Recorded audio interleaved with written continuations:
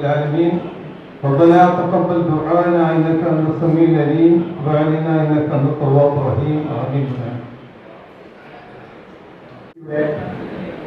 വാനവാദികൾ അതുപോലെ നമ്മുടെ മണ്ഡലം president ജനാബ് A K Abuddeen Sahib, ഭാഷാ സംഘടന നേതാക്കൾ,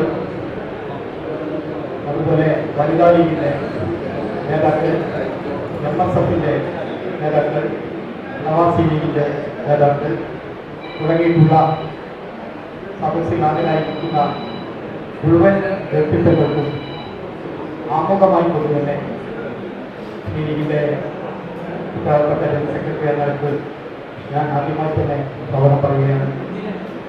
ഞങ്ങൾ പറഞ്ഞതിന് കുറച്ച് വൈകിയാണ് പരിപാടിയുടെ ആരംഭിക്കുന്നത്. വൈകാനുള്ള കാരണം നിങ്ങൾക്ക് തന്നെ അറിയാം, നമ്മൾ ഓരോരുത്തരും എത്തിയതിന് തങ്ങളുടേതായ സമയത്ത് ആണ് ഞങ്ങൾക്ക് പ്രശ്നമല്ല. അപ്പോൾ അതുകൊണ്ട് തന്നെ അത്രയും കയ്യിൽ തുടങ്ങും എന്നുള്ള കാരണത്തിൽ ഞാൻ ആളുകൾ മുന്നേക്ക് കടന്നു വന്നിട്ടുണ്ട്. അപ്പോൾ അതിനുശേഷം നമുക്ക് തുടങ്ങാൻ പറ്റും. അപ്പോൾ കുറഞ്ഞ സമയമാണ് ഈ അസംബ്ലും മരുവിനിടയിൽ നമുക്ക് ഇപ്പോൾ കിട്ടുന്നത്. വികാസത്തെ എത്തിയിട്ടുമൊക്കെ നിർവഹിക്കേണ്ടതായിട്ടുണ്ട്. പെട്ടെന്ന് എടുത്തുകൂട്ടിയ ഒരു പരിപാടിയാണ്. കാരണം നമ്മുടെ പ്രവർത്തകന്മാരെ സംബന്ധിച്ചിടത്തോളം ലീഗ് എന്ത് എന്ന് അറിയാത്ത കളിയാണ് കളിക്കുന്നത്. അതുകൊണ്ട് ഒന്ന് ലീഗ് പരിചയപ്പെടുത്താൻ, ലീഗിനെ പറ്റി പഠിക്കുക. ഏറ്റവും ഇന്ന് കേരളത്തിലുള്ള ഏറ്റവും വലിയൊരു വാഗ്മിനെ തന്നെയാണ് നമ്മൾ കൊണ്ടാന്നിട്ടുള്ളത്. പ്രാസംഗികനാണ്. അദ്ദേഹം താഴെ ഏതാനും നിമിഷങ്ങൾക്കകം അദ്ദേഹം മേലെ കയറി വരും. അതോടൊപ്പം തന്നെ എനിക്ക് പറയാനുള്ള അപ്പി സൂചിപ്പിച്ചതുപോലെ എല്ലാ മാസവും ഓരോ പ്രാസംഗികന്മാരെ കൊണ്ടുവന്ന് ഇങ്ങനെ ഒരു പരിപാടി നടത്തണമെന്ന് ടൗൺ കമ്മിറ്റി ആഗ്രഹിക്കുന്നുണ്ട്. അത് നിങ്ങളുടെ സഹായ സഹകരണങ്ങൾ ആവശ്യമാണ്. അതുകൊണ്ട് നമ്മുടെ ഇനി വരാൻ പോകുന്ന മുനിസിപ്പാലിറ്റി തെരഞ്ഞെടുപ്പ്, അതുപോലെ തലശ്ശേരി മുനിസിപ്പാലിറ്റിയുടെ എതിരായിട്ടുള്ള സമരം, ഇതെല്ലാം നമ്മൾ ചർച്ച ചെയ്ത് നിങ്ങളുടെ എല്ലാ സഹകരണം ഉണ്ടെങ്കിൽ മാത്രമേ അതെല്ലാം വിജയിക്കുള്ളൂ. അത് ഞാൻ കൂടുതലായിട്ടൊന്നും സംസാരിക്കുന്നില്ല. ഈ പരിപാടി ഉദ്ഘാടനം ചെയ്യാൻ വേണ്ടി അഡ്വക്കേറ്റ് കെ ലത്തീഫിനെ ക്ഷണിച്ചോളൂ. സംഘടനയുടെ സുഗമമായ പ്രയാണത്തിന് ഏറെ മുതൽക്കൂട്ടാവും എന്ന കാര്യത്തിൽ യാതൊരു തർക്കമില്ല. അതില്ലാതെ വരുമ്പോഴാണ്. അതുകൊണ്ട് തന്നെ വസ്തുതകൾ പരിശോധിച്ച് ചരിത്രത്തിന്റെ പിൻബലത്തോടുകൂടി, അതല്ലെങ്കിൽ ആനുകാലിക രാഷ്ട്രീയത്തിലെ സത്യസന്ധത എന്താണ് എന്ന് മനസ്സിലാക്കി അല്പം വൈകിയാൽ പോലും നേരായ മാർഗത്തിൽ ചർച്ചയിൽ പങ്കെടുക്കുന്ന, മറുപടി പറയുന്ന, കാര്യങ്ങൾ വിലയിരുത്തുന്ന പ്രവർത്തകരെ സജ്ജമാക്കുന്നതിൻ്റെ മുന്നോടിയായിട്ടാണ് ടൗൺ കമ്മിറ്റി ഇതുപോലൊരു ക്യാമ്പ്, ഒരു രാഷ്ട്രീയ പഠന ക്ലാസ്സിന് രൂപം കൊടുക്കുന്നത്. ഇതിനോടൊന്ന് ആരംഭിച്ചതിന് ശേഷം ഞാൻ മനസ്സിലാക്കിയെടുത്തോളം ഈ വിഷയത്തിൽ താല്പര്യമുള്ള ആളുകളെ മാത്രം ഉൾപ്പെടുത്തിക്കൊണ്ട് പ്രതിമാസ ക്ലാസ് എന്ന രൂപത്തിൽ മുന്നോട്ട് കൊണ്ടുപോകുവാൻ ഉള്ളൊരു ആലോചന ടൗൺ കമ്മിറ്റിയുടെ ഭാഗത്തുനിന്ന് ഉണ്ട് എന്നാണ് ഞാൻ മനസ്സിലാക്കുന്നത്. അങ്ങനെയാണെങ്കിൽ അത് വളരെ താല്പര്യത്തോടു കൂടിയും ഒരു അക്കാഡമിക് സംവിധാനത്തിൽ അച്ചടക്കത്തോടു കൂടിയും അതിൻ്റെ ഭാഗമാകുവാൻ ഇവിടെ ഇരിക്കുന്നവർ മുന്നോട്ട് വരണമെന്നാണ് എനിക്ക് സൂചിപ്പിക്കാനുള്ളത്. തലശ്ശേരിയെ സംബന്ധിച്ചിടത്തോളം ഇന്ത്യൻ യൂണിയൻ മുസ്ലിം ലീഗ് എന്ന രാഷ്ട്രീയ പ്രസ്ഥാനത്തിൻ്റെ പിറവി എടുത്തൊരു മണ്ഡലമാണ്. യഥാർത്ഥത്തിൽ അതിന് കാരണമായൊരു മണ്ഡലമാണ് തലശ്ശേരി മണ്ഡലം, അതായത് തലശ്ശേരി ടൗൺ എന്ന് പറയുന്നത്. ചന്ദ്രിക എന്ന് പറയുന്ന നമ്മുടെ പ്രിയപ്പെട്ട പത്രത്തിൻ്റെ ജന്മം കൊണ്ട ഒരു പ്രദേശമാണ് തലശ്ശേരി എന്ന് പറയുന്നത്. പക്ഷെ ഇന്ന് പല ആളുകൾക്കും, പുതിയ തലമുറക്ക് അതിൻ്റെ നോസ്റ്റാൾജിയ അറിയാതെ പോകുന്നു എന്നുള്ളതാണ് സത്യം. തലശ്ശേരിയോളം മഹിതമായ പാരമ്പര്യമുള്ള, അതല്ലെങ്കിൽ അഭിമാനത്തോടെ ചരിത്രം പറയാൻ സാധിക്കുന്ന ഒരു പ്രദേശം മുസ്ലിം ലീഗ് പ്രസ്ഥാനവുമായി കൂട്ടിയോജിപ്പിക്കുമ്പോൾ ഇന്ത്യയിൽ തന്നെ ഇല്ല എന്നുള്ളതാണ് യാഥാർത്ഥ്യം. ഞാൻ ഇന്നും ഓർക്കുന്നത്, വർഷങ്ങൾക്ക് മുമ്പ് തലശ്ശേരി കോടതിയിൽ ഒരു കേസ് വാദിക്കുന്നതിന് വേണ്ടിയാണ് KM സീതി സാഹിബ് എന്ന സീതി വക്കീൽ തലശ്ശേരിയിലേക്ക് കൊടുങ്ങല്ലൂരിൽ നിന്ന് വരുന്നത്. അദ്ദേഹം ഇവിടെ തിരുവങ്ങാട് താമസം ആരംഭിക്കുകയാണ്. സ്വാതന്ത്ര്യത്തിന് മുമ്പ് തന്നെ ചന്ദ്രിക പിറവിയെടുക്കുന്ന മുസ്ലിം ക്ലബിലെ ഒരു മെമ്പറായിക്കൊണ്ട് ആലിയാജി പള്ളിക്ക് സമീപത്തുള്ള കെട്ടിടത്തിലിരുന്ന് KM സീതി സാഹിബ്, സത്താർ സെട്ട് അടക്കമുള്ള അന്നത്തെ പ്രഗത്ഭരായ ആളുകൾ ചർച്ച ചെയ്തെടുത്ത തീരുമാനത്തിൻ്റെ അടിസ്ഥാനത്തിലാണ് അന്നത്തെ തലശ്ശേരിയിലെ മറ്റു പ്രാദേശികമായുള്ള ഒരുപാട് ആളുകളുമായി സമന്വയിപ്പിച്ചുകൊണ്ട് ചന്ദ്രിക എന്ന ഒരു തൂലിക പിറവിയെടുക്കുന്നത്. അതാമുഖമായി പ്രതിവാരം എന്ന രൂപത്തിൽ തലശ്ശേരിയിൽ നിന്ന് ഇറങ്ങുകയാണ്. പിന്നീട് അത് വളർച്ചയുടെ ഒരു ഘട്ടത്തിൽ കോഴിക്കോട്ടേക്ക് മാറുന്നു എന്നുള്ളത് യാഥാർത്ഥ്യം. അങ്ങനെ KM സീതി സാഹിബ് തലശ്ശേരിയിൽ വന്ന് തലശ്ശേരിക്കാരനായി, തലശ്ശേരിയിലെ രാഷ്ട്രീയക്കാരനായി മുന്നോട്ട് പോകുന്ന ഘട്ടത്തിലാണ് പിളർപ്പിന് ശേഷം ഇന്ത്യൻ യൂണിയൻ മുസ്ലിം ലീഗ് എന്ന രാഷ്ട്രീയ പ്രസ്ഥാനം പാകിസ്ഥാനും ഇന്ത്യയും എന്ന രണ്ട് രാജ്യങ്ങൾ രൂപീകരിക്കപ്പെട്ടതിന് ശേഷം ഇന്ത്യയിൽ ഇന്ത്യൻ യൂണിയൻ മുസ്ലിം ലീഗ് ആവശ്യമാണ് എന്നൊരു ചർച്ച ഉയർന്നു വന്നപ്പോൾ ഇന്നും അറിയാം, നമ്മുടെ MC അടക്കം എഴുതിയ ചരിത്ര പുസ്തകങ്ങൾക്ക് പരിശോധിച്ചാൽ നമുക്ക് കാണാൻ സാധിക്കുന്നത് തലശ്ശേരി റെയിൽവേ സ്റ്റേഷനിൽ നിന്നാണ് മഹാനായ KM സീതി സാഹിബ് അന്ന് മുസ്ലിം ലീഗിൻ്റെ യോഗം വിളിച്ചു ചേർത്ത മദ്രാസിലെ രാജാജിയാളിലേക്ക് തലശ്ശേരിയിൽ നിന്നാണ് സീതി സാഹിബ് വണ്ടി കയറുന്നത്.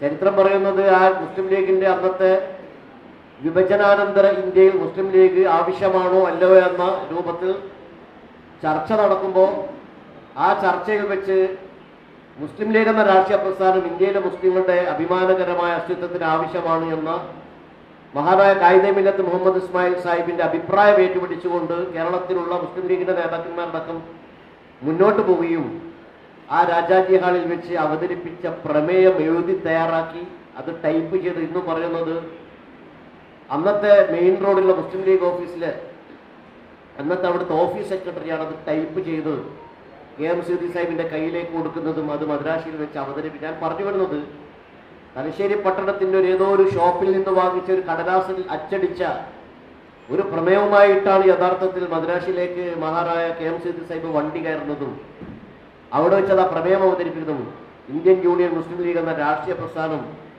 ഈ രാജ്യത്തിന് ആവശ്യമാണ് എന്നും അതാണ് നമ്മളെല്ലാ രാഷ്ട്രീയ പ്രസ്ഥാനങ്ങളിലും കേട്ടുവരുന്ന honourable existence of the Muslim community എന്ന് മഹാനായ നമ്മുടെ പ്രിയപ്പെട്ട ഈ പരിപാടിയുടെ മുഖ്യ ക്ലാസ് നിങ്ങളുടെ കൂടെ വളരെ ആശയസമ്പുഷ്ടമായ ക്ലാസ് നടത്തുന്നതിന് വേണ്ടി ഇവിടെ ഞങ്ങളുടെ ക്ഷണം സ്വീകരിച്ച് എത്തിച്ചേർന്ന പ്രിയപ്പെട്ട കേരളത്തിലെ പ്രതിഭാ പണ്ഡിതൻ എന്ന് തന്നെ വിശേഷിപ്പിക്കാവുന്ന ബഹുമാനപ്പെട്ട അബ്ദുൽ പൂക്കോട്ടൂർ സാഹിബ് ഇവിടെ എത്തിച്ചേർന്ന് ഞാൻ അദ്ദേഹത്തിന് ഈ സംഘാടക സമിതിക്കും നിങ്ങൾക്കും വേണ്ടി ഹൃദയമായ സ്വാഗതം ഞാൻ പറഞ്ഞു. ഞാൻ സുദീർഘമായി സംസാരിക്കുന്നില്ല.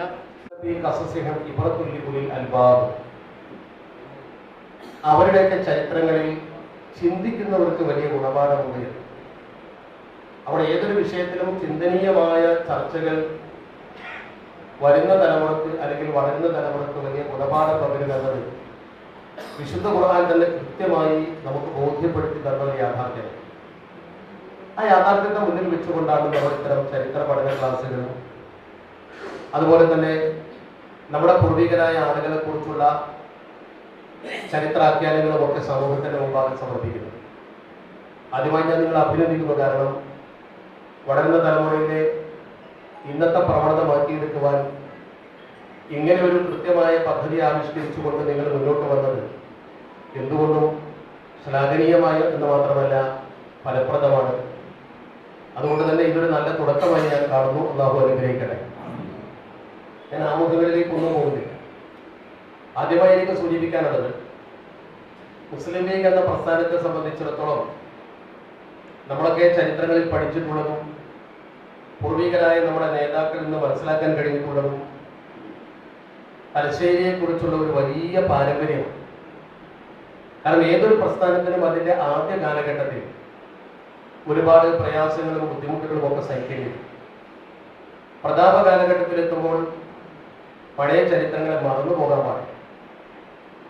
പരിശുദ്ധ ഖുർആനിൽ അല്ലാഹു സുബ്ഹാനഹു വ തആല ഇസ്ലാമിന് വേണ്ടി പ്രവർത്തിക്കുന്ന പ്രവർത്തകരെ കുറിച്ച് അല്ലെങ്കിൽ പ്രവർത്തനത്തെ കുറിച്ച് സാമ്പത്തികമായും ശാരീരികമായും അതിനുവേണ്ടി അധ്വാനിക്കുന്ന ആളുകളെ കുറിച്ച് വിശകലനം ചെയ്ത കൂട്ടത്തിൽ അള്ളാഹു പറഞ്ഞൊരു വാചകം ലാ യസ്തവി മൻ അൻഫഖ മിൻ ഖബലിൽ ഫത്ഹി വഖാതൽ.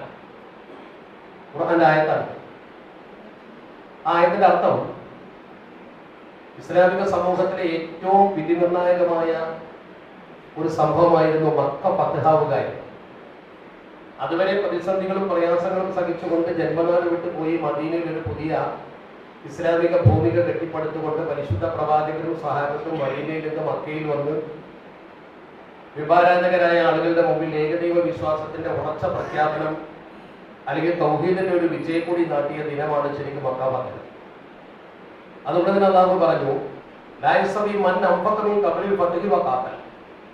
ഈ മക്ക ഫത്ഹാക്കുന്നതിന് മുമ്പ് ഇസ്ലാമിന് വേണ്ടി പണം ചെലവഴിച്ചവരും യുദ്ധം ചെയ്തവരും ഒരിക്കലും സമന്മാരല്ല. എന്ന് പറഞ്ഞാൽ അതിന് ശേഷം, മക്ക ഫത്ഹിന് ശേഷം ഇസ്ലാമിന് വേണ്ടി പണിയെടുത്തവർ പ്രവർത്തിച്ചവർ അവരും മക്ക ഫത്ഹിന്റെ മുമ്പ് പണിയെടുത്തവരും പ്രവർത്തിച്ചവരുമായ ആളുകളും തമ്മിൽ തുല്യരാക്കാൻ പാടില്ല. കാരണം എന്താണ്? അല്ലാഹു പറഞ്ഞു, ഉലൈക അഅ്ളമു ദറജ. ഈ മക്ക ഫത്ഹിന്റെ മുമ്പ് പ്രവർത്തിച്ച ആളുകൾക്ക് വലിയ പ്രതിഫലമുണ്ട്. അതെന്താണ് അങ്ങനെ പറയാൻ കാരണം? വിശുദ്ധ ഖുർആന്റെ വ്യാഖ്യാന ഗ്രന്ഥങ്ങളിലൊക്കെ അതേക്കുറിച്ച് വളരെ വ്യക്തമായി നമുക്ക് പാഠം നൽകിയത് കാണാൻ കഴിയും. കാരണം മക്ക ഫത്ഹിന്റെ മുമ്പ് ഇസ്ലാമിനെ നിലനിർത്തുക എന്നത് അല്ലെങ്കിൽ പ്രബോധനം ചെയ്യുക എന്നത് വലിയ പ്രയാസമുള്ള കാര്യമാണ്. മക്ക ഫത്ഹായി നമ്മുടെ കയ്യിൽ അധികാരങ്ങളൊക്കെ വന്നതിന് ശേഷം പിന്നീട് അത് എളുപ്പമാണ്. ആദ്യമുള്ള അത്ര പ്രതിസന്ധി പിന്നെ അനുഭവിക്കേണ്ടി വന്നിട്ടില്ല. അപ്പോൾ വലിയ പ്രതിസന്ധി അനുഭവിച്ച കാലഘട്ടത്തിൽ പണം ചെലവഴിച്ചവരും അതിനുവേണ്ടി അധ്വാനിച്ചവരും പിൽക്കാലക്കാരെ പോലെ അല്ല. അവർക്ക് കുറച്ചുകൂടി പദവി കൂടുതലുണ്ട്. ഞാൻ ഇതിനോട് ചേർത്ത് വായിക്കാൻ കാരണം, ഒരു പ്രസ്ഥാനം കെട്ടിപ്പടുക്കുമ്പോൾ ആ പ്രസ്ഥാനത്തിന്റെ ആദ്യകാല നേതാക്കൾ സഹിച്ച ത്യാഗങ്ങൾ, ആദ്യകാല പ്രവർത്തകർ സഹിച്ച ബുദ്ധിമുട്ടുകൾ, അത് പിന്നീട് അത് അധികാരത്തിലൊക്കെ വന്ന ഉയർന്ന സ്ഥാനമാനങ്ങളൊക്കെ ലഭ്യമായി വളരെ സുന്ദരമായ ഒരു പശ്ചാത്തലത്തിലേക്ക് ആ സംഘം എത്തുമ്പോൾ ഇന്ന് പ്രവർത്തിക്കുന്നവരെ പോലെയല്ല അന്ന് പ്രവർത്തിച്ചവർ, അവർക്ക് പദവി കൂടുതലുണ്ട്. ഇത് അള്ളാഹുവിന്റെ പരിശുദ്ധ ഖുർആൻ വളരെ വ്യക്തമായി പറഞ്ഞതാണ്. അള്ളാഹുവിന്റെ പ്രവാചകൻ അഷ്റഫുൽ ഖൽഖ് മുഹമ്മദ് മുസ്തഫ സ്വല്ലല്ലാഹു അലൈഹി വസല്ലമ തങ്ങൾ സമൂഹത്തെ വ്യക്തമായി പഠിപ്പിച്ചതുമാണ്. ഇതിൽ നിന്ന് നമ്മൾ മനസ്സിലാക്കേണ്ടത്, ഇന്നലകളിൽ കടന്നുപോയ ആളുകൾ ചെയ്ത ത്യാഗം വളരെ വലുതാണ്. നമ്മൾ ഒരിക്കലും അവരുടെ അടുത്തേക്ക് എത്ര പ്രവർത്തിച്ചാലും ഇന്നത്തെ സാഹചര്യത്തിലെത്തുകയില്ല. കാരണം നമുക്ക് സൗകര്യമുണ്ട്, സംവിധാനമുണ്ട്, അധികാരങ്ങളുണ്ട്, പദവികളുണ്ട്, സാമ്പത്തിക സൗകര്യങ്ങളുണ്ട്. അന്ന് അവർക്ക് അതൊന്നും ഉണ്ടായിരുന്നില്ല. അതുകൊണ്ട് തന്നെ പഴയകാലവും ഇന്നും ഒരുപോലെയല്ല. പക്ഷെ അതുകൊണ്ട് നമ്മൾ ചെയ്യേണ്ടത് അന്നത്തെ ഒരു അവസ്ഥയെക്കുറിച്ച് നമ്മുടെ സമൂഹത്തിന് കൃത്യമായി മനസ്സിലാക്കി കൊടുക്കണം. തലശ്ശേരിയുടെ പാരമ്പര്യത്തെ കുറിച്ച് ഞാൻ പഠിച്ചപ്പോൾ എനിക്ക് മനസ്സിലാക്കാൻ കഴിഞ്ഞൊരു കാര്യം, വളരെ നേരത്തെ മനസ്സിലാക്കിയിട്ടുള്ള ഒരു കാര്യം, ആദ്യ കാലഘട്ടം മുതലേ ഒരു ഇസ്ലാമിക നവജാഗരണം ഉള്ള പ്രദേശമാണ് ഇവിടെ. ഇസ്ലാമിന്റെ ഒരു കൂട്ടായ്മ, പ്രത്യേകിച്ച് ഈ പ്രദേശത്ത് വളരെ വലിയ ഇസ്ലാമിക പ്രബോധന പ്രവർത്തനങ്ങളൊക്കെ നടന്ന ഒരു പ്രദേശമാണ്. അപ്പൊ അറക്കൽ ആര്യ രാജാവിന്റെ കുടുംബം, അതുവഴിയുള്ള ഇസ്ലാമിക പ്രബോധനത്തിന്റെ അന്നത്തെ കാലഘട്ടത്തിലെ ചരിത്ര സംഭവങ്ങൾ, അതൊക്കെ നമ്മൾ പരിശോധിക്കുമ്പോൾ മതസൗഹാർദ്ദത്തിന്റെയും അതുപോലെ തന്നെ മാനുഷിക മൂല്യങ്ങളുടെയും ഉദാത്തമായ ഒരുപാട് ഉദാഹരണങ്ങൾ കാണാൻ കഴിയും. അതിലേക്ക് സൗകര്യമുണ്ടെങ്കിൽ നമുക്ക് കിടക്കാം. അതിന്റെ ഒരു ഭാഗമായിരിക്കാം 1921 മുസ്ലിം സമൂഹം പ്രതിസന്ധി അനുഭവിക്കുന്ന കാലഘട്ടത്തിൽ തന്നെ തലശ്ശേരിയിൽ മുസ്ലിം യുവജന സംഘം എന്നൊരു സംഘം ശക്തമായി പ്രവർത്തിക്കുന്നത്. ഈ യുവജന സംഘം പ്രവർത്തിക്കുമ്പോൾ അതിന്റെ പ്രവർത്തനത്തിൽ വിശ്വാസമുള്ളത് കൊണ്ടും അവരെ സമീപിച്ചാൽ എന്തെങ്കിലുമൊക്കെ കാര്യങ്ങൾ ചെയ്യാൻ കഴിയും, അവരുടെ പ്രവർത്തനം ഉപകരിക്കും എന്നതുകൊണ്ടായിരിക്കാം അന്നത്തെ കാലഘട്ടത്തിന്റെ ചരിത്രം പഠിക്കുമ്പോൾ കാണാൻ കഴിയും, ബഹുമാനപ്പെട്ട KM സീരി സാഹിബിന്റെ നേതൃത്വത്തിൽ ഒരു സംഘം ഇവരെ സമീപിച്ചുകൊണ്ട് ഒരു പ്രധാനപ്പെട്ട വിഷയം മുന്നോട്ട് വെക്കുകയാണ്. വിദ്യാഭ്യാസപരമായി ഒരു സമൂഹത്തെ ഉയർത്തിക്കൊണ്ടുവരുമ്പോൾ മാത്രമാണ് ഒരു സമൂഹം ഉയരങ്ങൾ കീഴടക്കാൻ കെൽപ്പുള്ളവരാകുന്നത് എന്നത് എല്ലാവർക്കും അറിയാവുന്ന ഒരു തത്വമാണ്. ഒരു സമൂഹത്തിന്റെ വളർച്ചയിൽ നിർണായകമായി പങ്കുവയ്ക്കുന്ന ഘടകം വിദ്യാഭ്യാസമാണ്. വിദ്യാഭ്യാസമില്ലാത്തൊരു സമൂഹത്തിന് എവിടെയും ഒന്നും ചെയ്യാൻ കഴിയില്ല. അവർക്ക് കാണികളായി നോക്കി നിൽക്കാനും അനുഭവിക്കാനും മാത്രമേ കഴിയൂ. അനുഭവിക്കുക എന്ന് പറഞ്ഞാൽ സൗകര്യങ്ങൾ അനുഭവിക്കുകയല്ല, മറിച്ച് എന്താണോ വരുന്നത് അതൊക്കെ അനുഭവിക്കുക മാത്രമേ അവർക്ക് കഴിയൂ. അപ്പൊ അതുകൊണ്ട് തന്നെ ആ കാലഘട്ടത്തിൽ നമുക്കറിയാം, അന്ന് ഹമദാനി തങ്ങളുടെ നേതൃത്വത്തിൽ അദ്ദേഹം ഒരു കോളേജ് സ്ഥാപിക്കുന്നതിന് വേണ്ടി ആലുവ കോളേജ് ഫണ്ട് എന്ന് പറഞ്ഞൊരു ഫണ്ട് പിരിക്കാൻ വേണ്ടിയിട്ട് ഇവിടെ തലശ്ശേരിയിലെ ഈ യുവജന സംഘത്തെ സമീപിക്കുന്ന ഒരു ചരിത്രമാണ്. ഒരുപക്ഷെ പുതുതലമുറയിലെ ആളുകൾക്ക് എത്രത്തോളം അറിയാമെന്ന് എനിക്കറിയില്ല. അവര് നേരെ ഇവിടെ വരികയാണ്. ഇവർ ഒന്നിച്ചിരിക്കുന്ന സന്ദർഭത്തിൽ വളരെ പ്രധാനപ്പെട്ട ചില ആളുകൾ കടന്നു വരുന്നു. അതിൽ കാര്യങ്ങളൊക്കെ അവതരിപ്പിക്കാൻ കേൾപ്പുള്ള ബഹുമാന്യനായ KM CD സാഹിബ് ഉണ്ടായിരുന്നു. CD സാഹിബിന്റെ വിശാലമായ ചരിത്രം ഞാൻ ഇപ്പോൾ പറയുന്നില്ല. കാരണം ഇന്ന് ഇവിടെ നമ്മൾ പറയുന്ന വിഷയങ്ങളുമായി ബന്ധപ്പെട്ട് കടന്നു വരുന്നത് മാത്രം. CD സാഹിബിനെ കുറിച്ച് വേണമെങ്കിൽ വേറൊരു വിഷയം വെച്ച് വേണം സംസാരിക്കാൻ. ഒരുപാട് പറയാൻ. അദ്ദേഹം വിദ്യാഭ്യാസ രംഗത്ത് സമൂഹത്തിന് കൊടുത്ത സംഭാവനകൾ വളരെ വലുതാണ്. അതിൽ നേതൃപരമായി വഹിച്ച പങ്ക് സമൂഹത്തിന്റെ വിദ്യാഭ്യാസ നവോത്ഥാനത്തിൽ വലിയ പങ്കുവഹിച്ചു. അന്നത്തെ നമ്മുടെ വിദ്യാഭ്യാസം എന്ന് പറയുന്നത് ആളുകൾക്ക് കലാലയത്തോട് താല്പര്യമില്ലാതെ വിദ്യാ തൽപരരല്ലാത്തൊരു സമൂഹമാണ്. അവരെ വിദ്യാഭ്യാസ തൽപരരാക്കുക എന്നതിന് വലിയൊരു പ്രയാസകരമായ ഒരു അധ്വാനമാണ്. കാരണം അന്ന് വിദ്യാഭ്യാസത്തിന്റെ പ്രാധാന്യം അവർക്കും അറിയില്ല, സ്കൂളിലേക്ക് പോകാറില്ല. മതപരമായ ചുറ്റുപാടിൽ മാത്രം ജീവിക്കുന്ന ഒരു സമൂഹമായിരുന്നു നമ്മുടെ മുമ്പിൽ ഉണ്ടായിരുന്നത്. അങ്ങനെ ബഹുമാനപ്പെട്ട KM CD സാഹിബും അതുപോലെ തന്നെ മണപ്പാട്ട് കുഞ്ഞോമദാജിയും അതുപോലെ തന്നെ പ്രൊഫസർ അബ്ദുൽ ഖാദർ മൗലവി, PS മുഹമ്മദ് തുടങ്ങിയ ഒരു ടീം അന്ന് ഈ തലശ്ശേരിയിലേക്ക്, ഞാൻ നേരത്തെ സൂചിപ്പിച്ച ഈ തലശ്ശേരി മുസ്ലിം യുവജന സംഘത്തിന് മുമ്പിലേക്ക് കടന്നു വരിക. എന്നിട്ട് അവർ ആവശ്യപ്പെടുന്നത് ബഹുമാനപ്പെട്ട അവതാരി തങ്ങളുടെ നേതൃത്വത്തിൽ CD സാഹിബിന്റെയൊക്കെ പിന്തുണയോടുകൂടി അവരുടെയൊക്കെ പ്രവർത്തന ഫലമായി ആലുവയിൽ ഒരു വലിയ കോളേജ് ഉണ്ടാക്കുന്നതിന് വേണ്ടി ഒരു ഫണ്ട് പിരിവിനാണ്. അവർ വന്ന് CD സാഹിബ് ഈ കാര്യങ്ങളൊക്കെ ബോധ്യപ്പെടുത്തി കൊടുത്തപ്പോൾ, ഞാൻ ഈ പറയുന്ന ചരിത്രം വളരെ പഴക്കമുള്ളതാണ് മനസ്സിലാക്കാൻ. 1921 കാലഘട്ടത്തിലാണ് കാര്യങ്ങളൊക്കെ പറഞ്ഞ് ആ 21 മുതൽ തന്നെ ഈ സംഘം ഇവിടെ പ്രവർത്തിക്കുന്നത്. ആ സംഘത്തിന്റെ മുമ്പിൽ ഈ കാര്യങ്ങളൊക്കെ പറഞ്ഞ് ബോധ്യപ്പെടുത്തി കൊടുത്ത സാഹചര്യത്തിൽ അന്ന് ഈ തലശ്ശേരിയിൽ ഒരു പൊതുസമ്മേളനം സംഘടിപ്പിക്കുക. അങ്ങനെ ഈ പൊതുസമ്മേളനം സംഘടിപ്പിച്ച് വിദ്യാഭ്യാസത്തിന്റെ പ്രാധാന്യത്തെക്കുറിച്ചും അങ്ങനെ ഒരു കോളേജിന്റെ ആവശ്യതയെക്കുറിച്ചും ഒക്കെ ബഹുമാനപ്പെട്ട CD സാഹിബ്, അദ്ദേഹത്തിന്റെ പ്രസംഗം വളരെ പ്രസിദ്ധമാണ്, നിങ്ങൾക്ക് കേട്ടിട്ടുണ്ടാവും. ഗാന്ധിയുടെ പ്രസംഗം പരിഭാഷപ്പെടുത്തിയതടക്കം മാമൻ മാപ്പിളയടക്കം അദ്ദേഹത്തിന്റെ പെർഫോമൻസ് ശരിക്കും ബോധ്യപ്പെട്ടുകൊണ്ട് അഭിനന്ദിച്ച സംഭവങ്ങളൊക്കെ അതൊക്കെ വേറെ വിശാലമായി പറയേണ്ടതാണ്. അതൊരു പ്രസംഗത്തിന്റെ പൂർണ്ണ വിഷയം തന്നെ. അതിരിക്കട്ടെ, ഞാൻ ഇപ്പോൾ പറയുന്ന ഈ വിഷയം നമ്മുടെ തലശ്ശേരിയുടെ ഒരു പൈതൃകത്തെ കുറിച്ചാണ്. നമ്മുടെ നാടിന്റെ പൈതൃകത്തെ കുറിച്ച് വളരുന്ന തലമുറ മനസ്സിലാക്കിയിരിക്കണം. വളരുന്ന തലമുറക്ക് അത് മനസ്സിലാക്കുമ്പോഴേ നാടിന്റെ പൈതൃകത്തെ കുറിച്ച് ഒരു ആവേശം ഉണ്ടാവും. അവിടെ നമ്മൾ മനസ്സിലാക്കേണ്ടത്, ഇവർ കടന്നു വന്നുകൊണ്ട് ഇങ്ങനെ ഒരു ആവശ്യം ഉന്നയിച്ചപ്പോൾ ഒരു പൊതുസമ്മേളനം നടത്തി. ആ പൊതുസമ്മേളനത്തിൽ CD സാഹിബ് പ്രസംഗിച്ചു. തലശ്ശേരിക്കാർ അത് ഏറ്റെടുത്തു. അങ്ങനെ പിരിവിന് വേണ്ടി ഒരു പ്രത്യേക സമിതി ഉണ്ടാക്കി. അങ്ങനെ സമിതി ഉണ്ടാക്കിയതിന്റെ പ്രവർത്തനങ്ങൾ മുന്നോട്ട് കൊണ്ടുപോകുമ്പോൾ ഖേദകരമെന്ന് പറയട്ടെ, ഞാൻ നേരത്തെ പറഞ്ഞ പോലെ നമ്മുടെ സമുദായത്തിന് അതിന് താല്പര്യം ഉണ്ടായില്ല. ചുരുക്കി പറഞ്ഞാൽ അന്ന് അവർ ഉദ്ദേശിച്ച കോളേജ് രൂപം കൊണ്ടില്ല. അപ്പൊ അന്ന് മുതൽ അവർ ആഗ്രഹിക്കുന്ന ഒരു വലിയ സംഭവം രൂപം കൊണ്ടാണ് പോയതിന്റെ കാരണം എന്താണ്? സമൂഹത്തിൽ അതിൽ വലിയ താല്പര്യതയില്ല. ഇപ്പോൾ നമ്മുടെ സമൂഹത്തിൽ പല കാര്യങ്ങളും നമ്മൾ ചിന്തിക്കുമ്പോൾ വിദ്യാഭ്യാസ താല്പര്യം തന്നെ വളർന്നു വരുന്നതേ ഉള്ളൂ. വിദ്യാഭ്യാസത്തിന്റെ പ്രാധാന്യത കൃത്യമായി മനസ്സിലാക്കിയ ഒരു ശതമാനം ആളുകൾ നമ്മുടെ കൂട്ടത്തിലുണ്ടെങ്കിലും ബാക്കിയുള്ളവരൊക്കെ ഇപ്പോഴും ഗൾഫിനെ ആശ്രയിച്ചും അതുപോലെ തന്നെ ജീവിതത്തിന് വേണ്ടി എന്തെങ്കിലും സമ്പാദിക്കണമെന്ന കാര്യത്തിലും അവരിങ്ങനെ മുഴുകി നിൽക്കുകയാണ്. പക്ഷെ രാജ്യത്ത് നമുക്ക് നിലനിൽപ്പിന് ആവശ്യമായ കാര്യങ്ങളെ കുറിച്ചോ സർക്കാർ ഉദ്യോഗങ്ങളെ കുറിച്ചോ ഒന്നും ചിന്തിക്കാറില്ല. ആ ചിന്ത നമ്മുടെ സമൂഹത്തിൽ വളർന്നു വരുന്നേ ഉള്ളൂ. അതുകൊണ്ട് തന്നെ നമ്മുടെ ഈ ചിന്ത ചൂഷണം ചെയ്തുകൊണ്ട് പലരും നമ്മുടെ അവകാശങ്ങൾ ഇപ്പോഴും കവർന്നുകൊണ്ടേയിരിക്കുന്നത്. ആ ഭാഗം പിന്നീട് ചർച്ച ചെയ്യേണ്ട വിഷയമാണ്.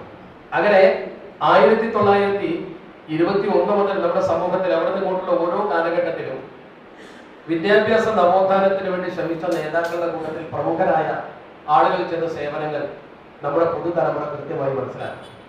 അവിടെ അന്ന് വിദ്യാഭ്യാസത്തിന് വേണ്ടി മൊത്തം ആ കൂട്ടത്തിൽ പറഞ്ഞ മണപ്പാട്ട് കുഞ്ഞോമദാജി അന്ന് വന്നു എന്ന് പറഞ്ഞതുകൊണ്ട് ഞാൻ സാന്ദർഭികമായി പറയുകയാണ്, വിഷയത്തിന്റെ ഭാഗമല്ലെങ്കിലും. ഈയിടെ നിങ്ങൾ കണ്ടു ഒരു പ്രസംഗത്തിൽ ഒരു സമുദായ നേതാവ് ശ്രീ വെള്ളപ്പള്ളി നടേശൻ, ഞാൻ അദ്ദേഹത്തെ വ്യക്തിപരമായി കുറ്റപ്പെടുത്തുകയില്ല, അദ്ദേഹം മുസ്ലിം സമൂഹം വളരെയേറെ നേടി. അങ്ങനെ മുസ്ലിം സമൂഹത്തിന്റെ പ്രവർത്തനങ്ങളെ മോശമായ രീതിയിൽ ചിത്രീകരിച്ചുകൊണ്ട് ഒരു സ്റ്റേറ്റ്മെന്റ് ആണ്. ഇടയ്ക്കിടയ്ക്ക് അങ്ങനെയുള്ള സ്റ്റേറ്റ്മെന്റുകൾ വന്നുകൊണ്ടിരിക്കുന്നത്. പക്ഷെ ഇവിടെ നമ്മൾ മനസ്സിലാക്കേണ്ട ഒരു കാര്യം, നമ്മുടെ മുസ്ലിം സമുദായത്തിൽപ്പെട്ട നല്ലവരായ ഉദാരമതികളായ വ്യക്തികൾ, ഈ മണപ്പാട്ട് കുഞ്ഞോമദാജി, അദ്ദേഹത്തിന്റെ ചരിത്രം പഠിക്കുമ്പോൾ നിങ്ങൾക്ക് കാണാൻ കഴിയും NSS-നും SNDP-ക്കും കോളേജ് ഉണ്ടാക്കാൻ വേണ്ടി സ്വന്തം ഭൂമി കൊടുക്കാറാണ്. സ്വന്തം ഭൂമി. ഈ പറയുന്ന വെള്ളാപ്പള്ളി നടേശനടക്കം SNDP നേതൃത്വം ആ നടത്തിക്കൊണ്ടിരുന്ന കോളേജുകളിൽ ചരിത്രം പഠിച്ചാൽ കാണാൻ കഴിയും 25 ഏക്കർ ഭൂമി കൊടുക്കുക എന്നൊക്കെ പറഞ്ഞാൽ, ഞാനിത് പറയുമ്പോൾ നിങ്ങൾക്ക് തോന്നും അങ്ങനെ SNDP-ക്ക് NSS-ന് കൊടുക്കുമെന്ന് സംശയം ഉണ്ടെങ്കിൽ നിങ്ങൾ ചരിത്രം ശരിക്കും വായിച്ചാൽ 1964 ഡിസംബർ മാസത്തിൽ NSS അതിന്റെ കനക ജൂബിലി ആഘോഷിക്കുന്ന സമയം, NSS-ന്റെ അതായത് നായർ സർവീസ് സൊസൈറ്റിയുടെ കനക ജൂബിലി ആഘോഷിക്കുന്ന സമയത്ത് അവർ ഒരു ഗ്രന്ഥം പുറത്തിറക്കിയത്, സുവർണ ഗ്രന്ഥം എന്നാണ് അതിന്റെ പേര്. വേലൂർ ബാലകൃഷ്ണപിള്ളയാണ് ഇതിന്റെ എഡിറ്റർ. അത് ഇന്നും നിങ്ങൾക്ക് ഒരു പക്ഷെ കിട്ടും ചില ലൈബ്രറികളൊക്കെ, അല്ലെങ്കിൽ NSSകാരോട് ബന്ധപ്പെട്ട അല്ലെങ്കിൽ കിട്ടും. കനക ജൂബിലി സപ്ലിമെന്റ് ഒരു ബൃഹത്തായ ഒരു നല്ല ഒരു സൗകര്യം. അതിന്റെ പേര് തന്നെ സുവർണ ഗ്രന്ഥം എന്നാണ് അതിന്റെ പേര്. ആ ഗ്രന്ഥത്തിൽ കൃത്യമായി MRG പണിക്കർ എന്ന് പറയുന്ന പണിക്കർ എഴുതിയ ഒരു ലേഖനം. MRG പണിക്കർ പുതുതലമുറക്ക് പറഞ്ഞു കൊടുക്കണം. ഇവരിപ്പോ നമ്മൾ മേക്കിട്ട് കയറാൻ വരുമ്പോ നമ്മൾ വർഗീയവാദികളാണ്, നമ്മളെല്ലാം കൈയടക്കുകയാണെന്നൊക്കെ പറയുമ്പോ NSSന്റെ ഈ സുവനികൾ തന്നെ കൃത്യമായി പറയുന്നുണ്ട് ആ സുവർണ ഗ്രന്ഥത്തിൽ. അതില് ഹെഡിങ് തന്നെ ഉദാരമതികളായ സൊസൈറ്റി ബന്ധുക്കൾ എന്നാണ്. ആ ലേഖനത്തിൽ MRG പണിക്കർ എഴുതിയിട്ടുണ്ട് 25 ഏക്കർ NSSന് കൊടുത്തു മണപ്പാട്ട് കുഞ്ഞോമതായി. അവരെഴുതി വെച്ചത് അവരെഴുതി വെച്ചു എന്ന് മാത്രമല്ല SNDPക്കും 25 ഏക്കർ കൊടുത്തു. പറകോളിന് അദ്ദേഹം സ്ഥലം കൊടുത്തു അറിയാം. അപ്പൊ പറകോളിന് സ്ഥലം കൊടുത്ത പോലെ NSSനും SNDPക്കും കൊല്ലം SN കോളേജിൽ, കൊല്ലം SN കോളേജ് SNDP ചോദിക്കണം, ചങ്ങനാശ്ശേരി NSS കോളേജ്, ഈ കോളേജുകൾക്ക് കൃത്യമായി കാലടി ശ്രീശങ്കര കോളേജ്, ഈ കോളേജുകൾക്ക് മുസ്ലിമായ ആ മനുഷ്യൻ ഭൂമി സംഭാവന അവർ സമ്മതിക്കുന്നു അവരുടെ സുവർണ ഗ്രന്ഥത്തിൽ. ഞാനിത് അനാനുഷംഗികമായി പറഞ്ഞതേ വിഷയത്തിന്റെ ഭാഗമല്ലെങ്കിലും ഇപ്പൊ നമ്മൾ ആളുകളെ മേക്കിട്ട് കയറാൻ വരുമ്പോ നമ്മുടെ പൂർവികരായ മുസ്ലിം നേതാക്കൾ കൊടുത്ത ഭൂമിയിൽ വിദ്യാഭ്യാസ സ്ഥാപനം ഉണ്ടാക്കാൻ സൗകര്യം ചെയ്തു കൊടുത്തൊരു സമുദായത്തിന്റെ മേലേക്കാണ് വർഗീയത പറഞ്ഞ് കയറി വരുന്നത്. അത് ചരിത്രത്തോടുള്ള വിരോധാഭാസമാണല്ലോ. അന്ന് അവർക്ക് അങ്ങനെ തോന്നിയില്ലല്ലോ. ഇന്നിപ്പോ നമ്മൾക്കൊരു മുസ്ലിം സമൂഹ സുഹൃത്തിനോട് അങ്ങനെ ഒരു വിദ്വേഷമോ വെറുപ്പൊന്നും നമുക്കില്ലല്ലോ. കാരണം ഇസ്ലാം അത് പഠിപ്പിച്ചിട്ടില്ല. ഇസ്ലാമിന്റെ ഒരു പൊതു കാഴ്ചപ്പാട് എന്താ? ഇസ്ലാമിന്റെ പൊതു കാഴ്ചപ്പാട് നമുക്ക് ഭൂമിയിൽ 2 വിഭാഗം ആൾക്കാരെ ഉള്ളൂ. അതേതാ? മുസ്ലിമും കാഫിറും അല്ല. ഇസ്ലാമിന്റെ ഒരു കോൺസെപ്റ്റ് എന്ന് പറയുന്നത് ഭൂമിയിൽ 2 വിഭാഗം ആൾക്കാരെ നമ്മൾ മനുഷ്യരെ കണക്കാക്കുന്നുള്ളൂ. ഏതാണ്? ഇമ്മ അഹുല്ലക ഫിദ്ദീൻ, ഒന്ന് നമ്മുടെ മുസ്ലിം സഹോദരങ്ങൾ, മതത്തിൽ നമ്മുടെ സഹോദരങ്ങൾ. രണ്ടാമത്തതോ ഔ നദീറു ഖൽഖ്, അങ്ങനെ പറഞ്ഞു. നദീറു ഖൽഖ് എന്ന് പറഞ്ഞാൽ സമസൃഷ്ടി, അത്രയേ ഉള്ളൂ. നമ്മുടെ മുസ്ലിം സഹോദരങ്ങൾ സമസൃഷ്ടി എന്ന് പറഞ്ഞാൽ നമ്മളെ പോലത്തെ അവകാശം അവർക്കുണ്ട്. വിശ്വാസ വ്യത്യാസം ഉണ്ടെന്നേ ഉള്ളൂ. ഭക്ഷണത്തില്, പാർപ്പിടത്തില്, സൗകര്യത്തില്, ജീവിക്കാൻ അവകാശത്തിൽ സമസൃഷ്ടിയാണ്. അപ്പൊ നമ്മൾ മുസ്ലിമേതരനെ കാണുന്നത് എങ്ങനെയാ? ഒരു സമസൃഷ്ടിയായിട്ട്. സമസൃഷ്ടി എന്ന് പറഞ്ഞത് കാഫിറെന്നോ അല്ലെങ്കിൽ മുസ്ലിം വിരോധി എന്നൊന്നും പറഞ്ഞില്ല. നിഷേധിയാണ് അവർ, മതനിഷേധിയാണ്. കാഫിറിന് അത്ര ക്രൂരമായ വാക്കൊന്നുമല്ല. മതത്തെ നിഷേധിക്കുന്ന ആളുകൾ ഇസ്ലാമിനെ നിഷേധിച്ചവർ കാഫറ. പക്ഷെ അവിടെ പോലും പറഞ്ഞത് കാഫിറെന്നല്ല, സമസൃഷ്ടി. അപ്പൊ എത്ര മനോഹരമായ കാഴ്ചപ്പാടാണ് ഇസ്ലാമിന്റെ കാഴ്ചപ്പാട്.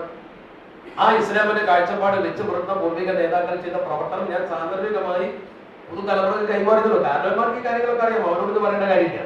ഇപ്പൊ എന്തിനും വർഗീയത കാണും, എന്തിനും വിഭാഗീയത കാണും. ഇപ്പൊ ഇന്ത്യ മഹാരാജ്യത്ത് കണ്ടോ നിങ്ങൾ?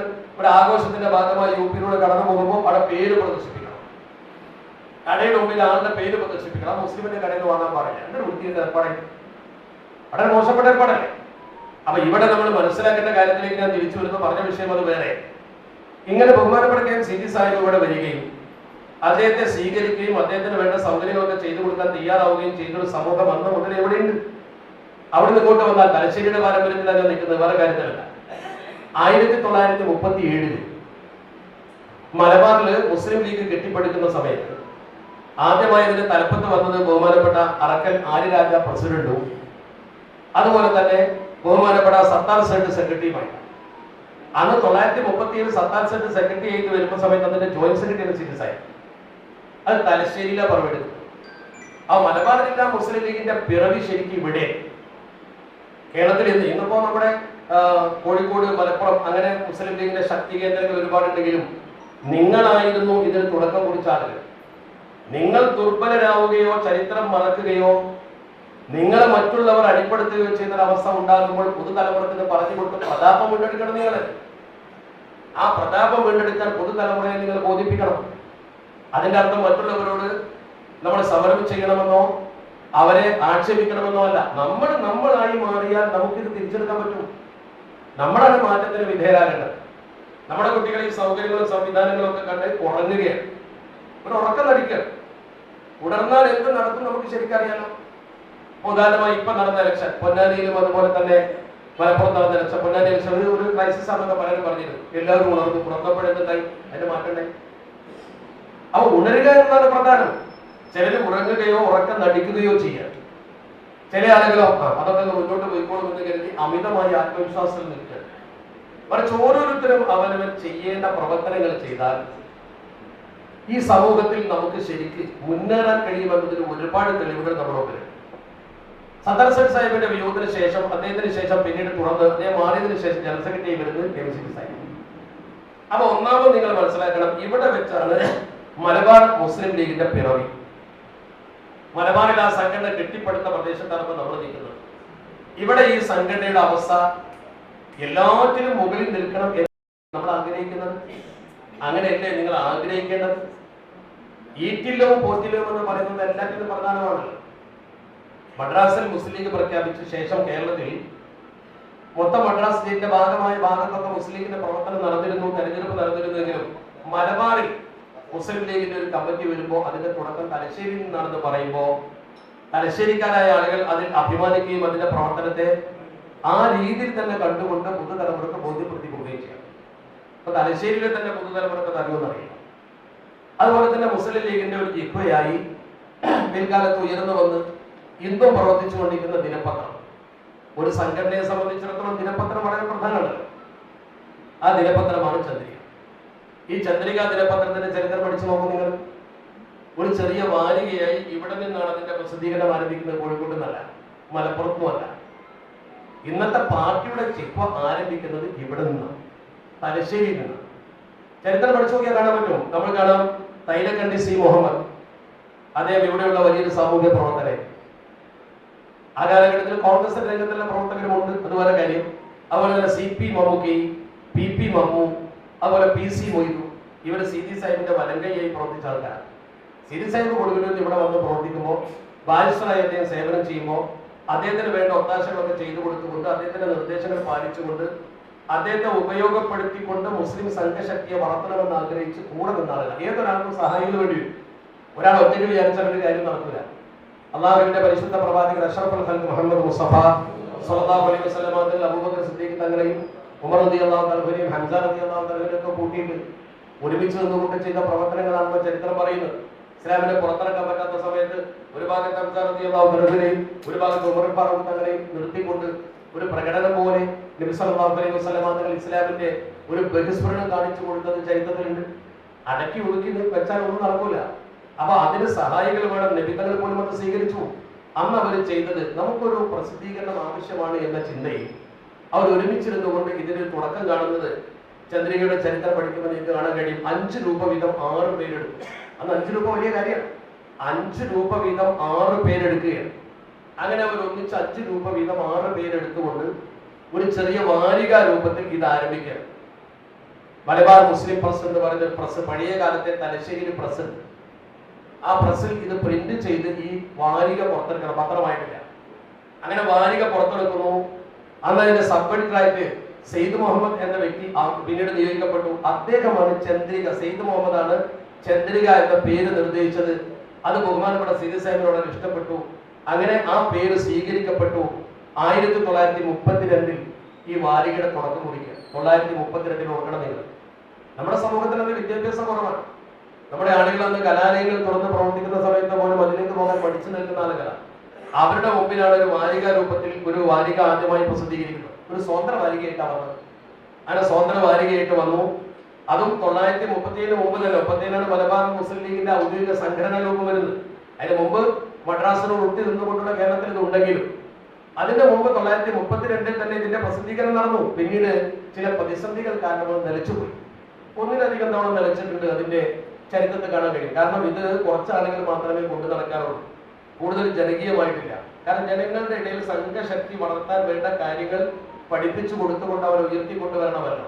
അതിനുവേണ്ടി പ്രവർത്തിക്കുമ്പോൾ ഒരു സ്വതന്ത്ര വാരിക നിലച്ചു. 934 മാർച്ച് 6 പിന്നെ പുനഃപ്രസിദ്ധീകരിക്കുക. ഒന്നുകൂടി അവരൊക്കെ അധ്വാനിച്ച് അത് നിർത്തിവെക്കാൻ പാടില്ല എന്ന് പറഞ്ഞുകൊണ്ട് വീണ്ടും പുനഃപ്രസിദ്ധീകരിച്ചു. അതിനുശേഷം പിന്നെയും അത് നിലക്കുന്നു. അങ്ങനെ നിലക്കുന്ന സമയത്താണ് CD സാഹിബ് തന്നെ മുന്നോട്ട് വെച്ച് ഒരു കമ്പനി രൂപത്തിലേക്ക് ഇത് കൊണ്ടുവരണം. കമ്പനി രൂപത്തിലേക്ക് കൊണ്ടുവരണമെങ്കിൽ കമ്പനി രജിസ്റ്റർ ചെയ്യണം. അങ്ങനെ കമ്പനി രജിസ്റ്റർ ചെയ്യാൻ വേണ്ടി ഏർപ്പാടുകളാക്കി അവർ ഷെയർ പിരിക്കാൻ തുടങ്ങി. 500 രൂപ ഷെയർ വെച്ചു. അന്നത്തെ ഷെയർ 500 രൂപ വലിയ തുകയാണ്. ഇന്ന് 500 രൂപ എന്ന് പറയുമ്പോൾ ഇന്നത്തെ മൂല്യം അന്നത്തെ മൂല്യം തമ്മിൽ വ്യത്യാസമുണ്ട്. അങ്ങനെ മുസ്ലിം പ്രിന്റിംഗ് ആൻഡ് പബ്ലിഷിംഗ് കമ്പനി എന്നൊരു കമ്പനി രൂപീകരിച്ചു. ഇതൊക്കെ ചെയ്യുന്നത് ഈ തലശ്ശേരി നിന്നാണ്, കോഴിക്കോടുന്നല്ല. ഈ എല്ലാ കാര്യങ്ങളും ചെയ്യുന്നത് ഈ തലശ്ശേരി കേന്ദ്രീകരിച്ചുകൊണ്ടാണ്. അങ്ങനെ അതിന്റെ മാനേജിംഗ് ഡയറക്ടറായി CP മമ്മൂക്കയും വന്നു. ആ കുടുംബത്തെയുടെ പ്രവർത്തനത്തെ കുറിച്ച് നിങ്ങൾക്കറിയാതെ ഞാൻ പറയേണ്ട കാര്യമില്ല, ഇവിടെ വന്നത് ഞാൻ കൂടുതൽ പറയേണ്ട കാര്യമില്ലല്ലോ. അദ്ദേഹം അതിന്റെ മാനേജിംഗ് ഡയറക്ടറായിട്ട് KM സാഹിബും DM മൂസയും P കുഞ്ഞുവും. അങ്ങനെ ഈ ഒരു ചെറു സംഘം ഈ മുസ്ലിം പ്രിന്റിംഗ് ആൻഡ് പബ്ലിഷിംഗ് കമ്പനി രൂപീകരിച്ചു. അതിനൊരു മാനേജർ വെച്ചു, ഒരു അമുസ്ലിമായ ശങ്കുണ്ണി എന്ന് പറയുന്നവരാണ്. അന്നൊരു സൗഹൃദ രൂപം നോക്കണം നിങ്ങൾ. മുസ്ലിങ്ങൾ വേറിട്ടൊരു സംഘടനയെ സംഘടിക്കുന്ന സമയത്തും പിൽക്കാലത്തും ഒന്നും ഒരു അസ്വാരസ്യം എവിടെ ഉണ്ടായിട്ടില്ല. അത് ലീഗിന്റെ പേരിലാണെങ്കിലും എന്തിന്റെ പേരിലാണെങ്കിലും ശരി, മുസ്ലിങ്ങൾ തമ്മിൽ മറ്റു മതക്കാരും തമ്മിൽ സംഘർഷം. ഈ ശങ്കുണ്ണിയെ കുറിച്ച് ഞാൻ എവിടെ വായിച്ചിട്ടുണ്ട്. അയാൾ ഒരിക്കൽ ചന്ദ്രികയുടെ ബാധ്യത തീർക്കാൻ വേണ്ടി പെട്ടെന്ന് പേപ്പർ വാങ്ങാൻ പൈസ ഇല്ലാത്തപ്പോ അയാൾ വീട്ടിൽ പോയിട്ട് തന്റെ ഭാര്യയുടെ താലിമാല കൊണ്ടുവന്ന് പണയം വെച്ചിട്ട് പൈസ കൊടുത്തു ശങ്കുണ്ണി. അത് നോക്കണ്ടേ നിങ്ങൾ. അന്നത്തെ ഒരു മാനസിക സൗഹാർദ്ദവും അന്ന് നിലനിന്നിരുന്ന ഒരു മനുഷ്യത്വവും മാനവികതയും ഒക്കെ അങ്ങനെയാണ്. അങ്ങനെ അവസാനം ഇത് പിന്നെയും നടത്തിക്കൊണ്ടുപോകാൻ 1941 പ്രതിസന്ധി വന്നു, നിലച്ചു. അതിനുശേഷം പിന്നെ മുസ്ലിം ലീഗിന്റെ ലക്ഷ്യത്തിൽ അതുണ്ട്. എന്താണ് 3 കാര്യം? ആർക്കും നിഷേധിക്കാൻ പറ്റാത്ത പ്രധാനപ്പെട്ട 3 കാര്യം. ഒന്ന്, ഇന്ത്യ എന്ന് പറയുന്ന രാജ്യത്തിന്റെ അഖണ്ഡതയും ഇന്ത്യയുടെ ഐക്യവും ഒരുമയും കാത്തു സൂക്ഷിക്കണം.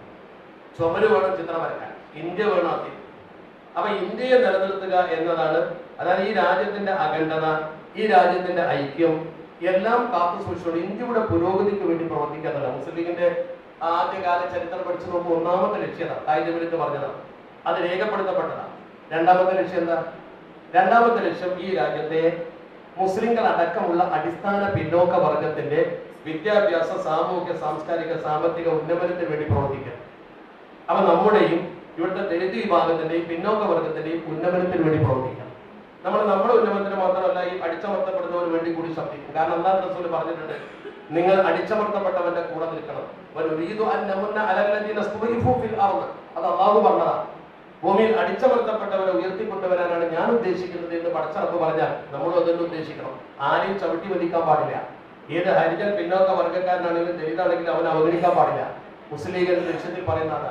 എല്ലാ വിഭാഗം ആളുകളുടെയും അവകാശം നമുക്ക്. മൂന്നാമത്തത്, ഇന്ത്യയിൽ എല്ലാ ജാതി മതസ്ഥരും ഒരുമിച്ച് ജീവിക്കുമ്പോൾ പൊതുസമാധാനവും സൗഹാർദ്ദവും നിലനിൽക്കുക. പൊതുസമാധാനം, കുഴപ്പമൊന്നും ഉണ്ടാക്കാൻ പോകരുത്, രക്തം ചിന്തരുത്, തമ്മിലടി ഉണ്ടാവരുത്, ഉറക്കം കെടുത്ത പണി ഉണ്ടാവരുത്. അതുപോലെ തന്നെ സൗഹാർദ്ദം, മറ്റു മതസ്ഥരുമായി സൗഹാർദ്ദം, വ്യക്തി സൗഹാർദ്ദമാകാലോ, വ്യക്തികളുമായി സൗഹൃദമാകാം. ഏത് ജാതിയാണെങ്കിലും അവരോട് സൗഹൃദമാകാം, അവരുമായി നല്ല ബന്ധം പുലർത്താം, വ്യക്തിബന്ധങ്ങൾക്ക് ഉടുപ്പാവും പകരം എന്നൊക്കെ പറഞ്ഞു. ഈ 3 കാര്യമാണ് മുസ്ലിം ലീഗിന്റെ മുഖ്യ ലക്ഷ്യങ്ങളിൽ പ്രധാനം. അപ്പൊ അങ്ങനെ വരുമ്പോൾ നമ്മുടെ ഇന്ത്യ പോലുള്ള രാജ്യത്ത് എന്തിനു സംഘടിക്കണം? അപ്പൊ നമ്മുടെ ചെറുപ്പക്കാരായ ആളുകൾ ചോദിക്കുന്ന ഒരു ചോദ്യം, എന്തിനാണ് മുസ്ലിം ലീഗ്? അല്ലെങ്കിൽ നമുക്ക് എന്തിനാണ് സംഘടന? നമുക്ക് അതിന്റെ ആവശ്യത? കാരണം നമ്മളിങ്ങനെ നമ്മുടെ കാര്യങ്ങൾ നമ്മൾ പഠിക്കുന്നു, വളരുന്നു, നമ്മുടെ വിദ്യാഭ്യാസം, നമ്മുടെ സാമ്പത്തിക പ്രശ്നം, നമ്മുടെ ജോലി, അതിന്റെ അപ്പുറത്തേക്ക് നമ്മൾ ചിന്തിക്കേണ്ട ആവശ്യമില്ല എന്നാണ് പുതുതലമുറയിലെ കുട്ടികളുടെ ഒരു കൺസെപ്റ്റ്. അവർ ശരിക്കും രാഷ്ട്രീയത്തിൽ അരാഷ്ട്രീയ ബോധം വളർത്തുന്ന ആളുകളാണ്.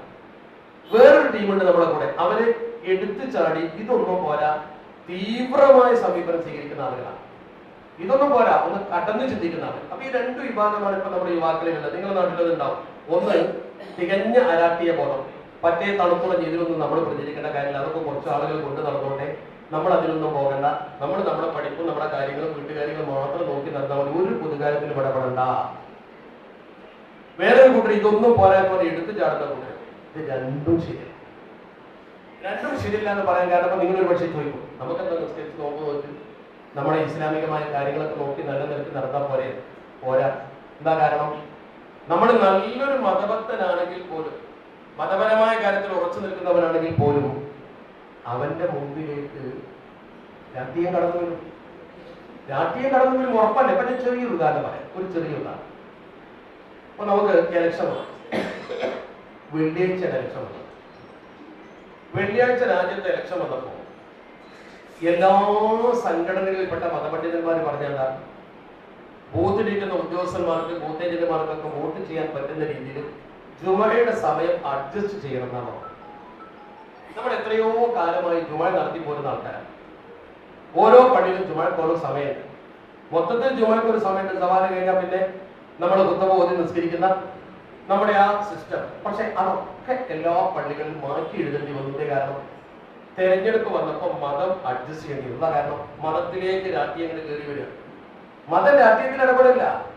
നമ്മുടെ മതപരമായ നിലനിൽപ്പ് രാഷ്ട്രീയം കൊണ്ട് നമുക്ക് മാറ്റിയെടുക്കേണ്ടി വരും, തിരുത്തേണ്ടി. അങ്ങനത്തെ ഒരു ഘട്ടം വരുമ്പോ രാഷ്ട്രീയത്തെ ശരിക്ക് നമ്മുടെ മതത്തിന് എതിരാവാതെ കാത്തു സൂക്ഷിക്കേണ്ട കടമ നമുക്കില്ലേ?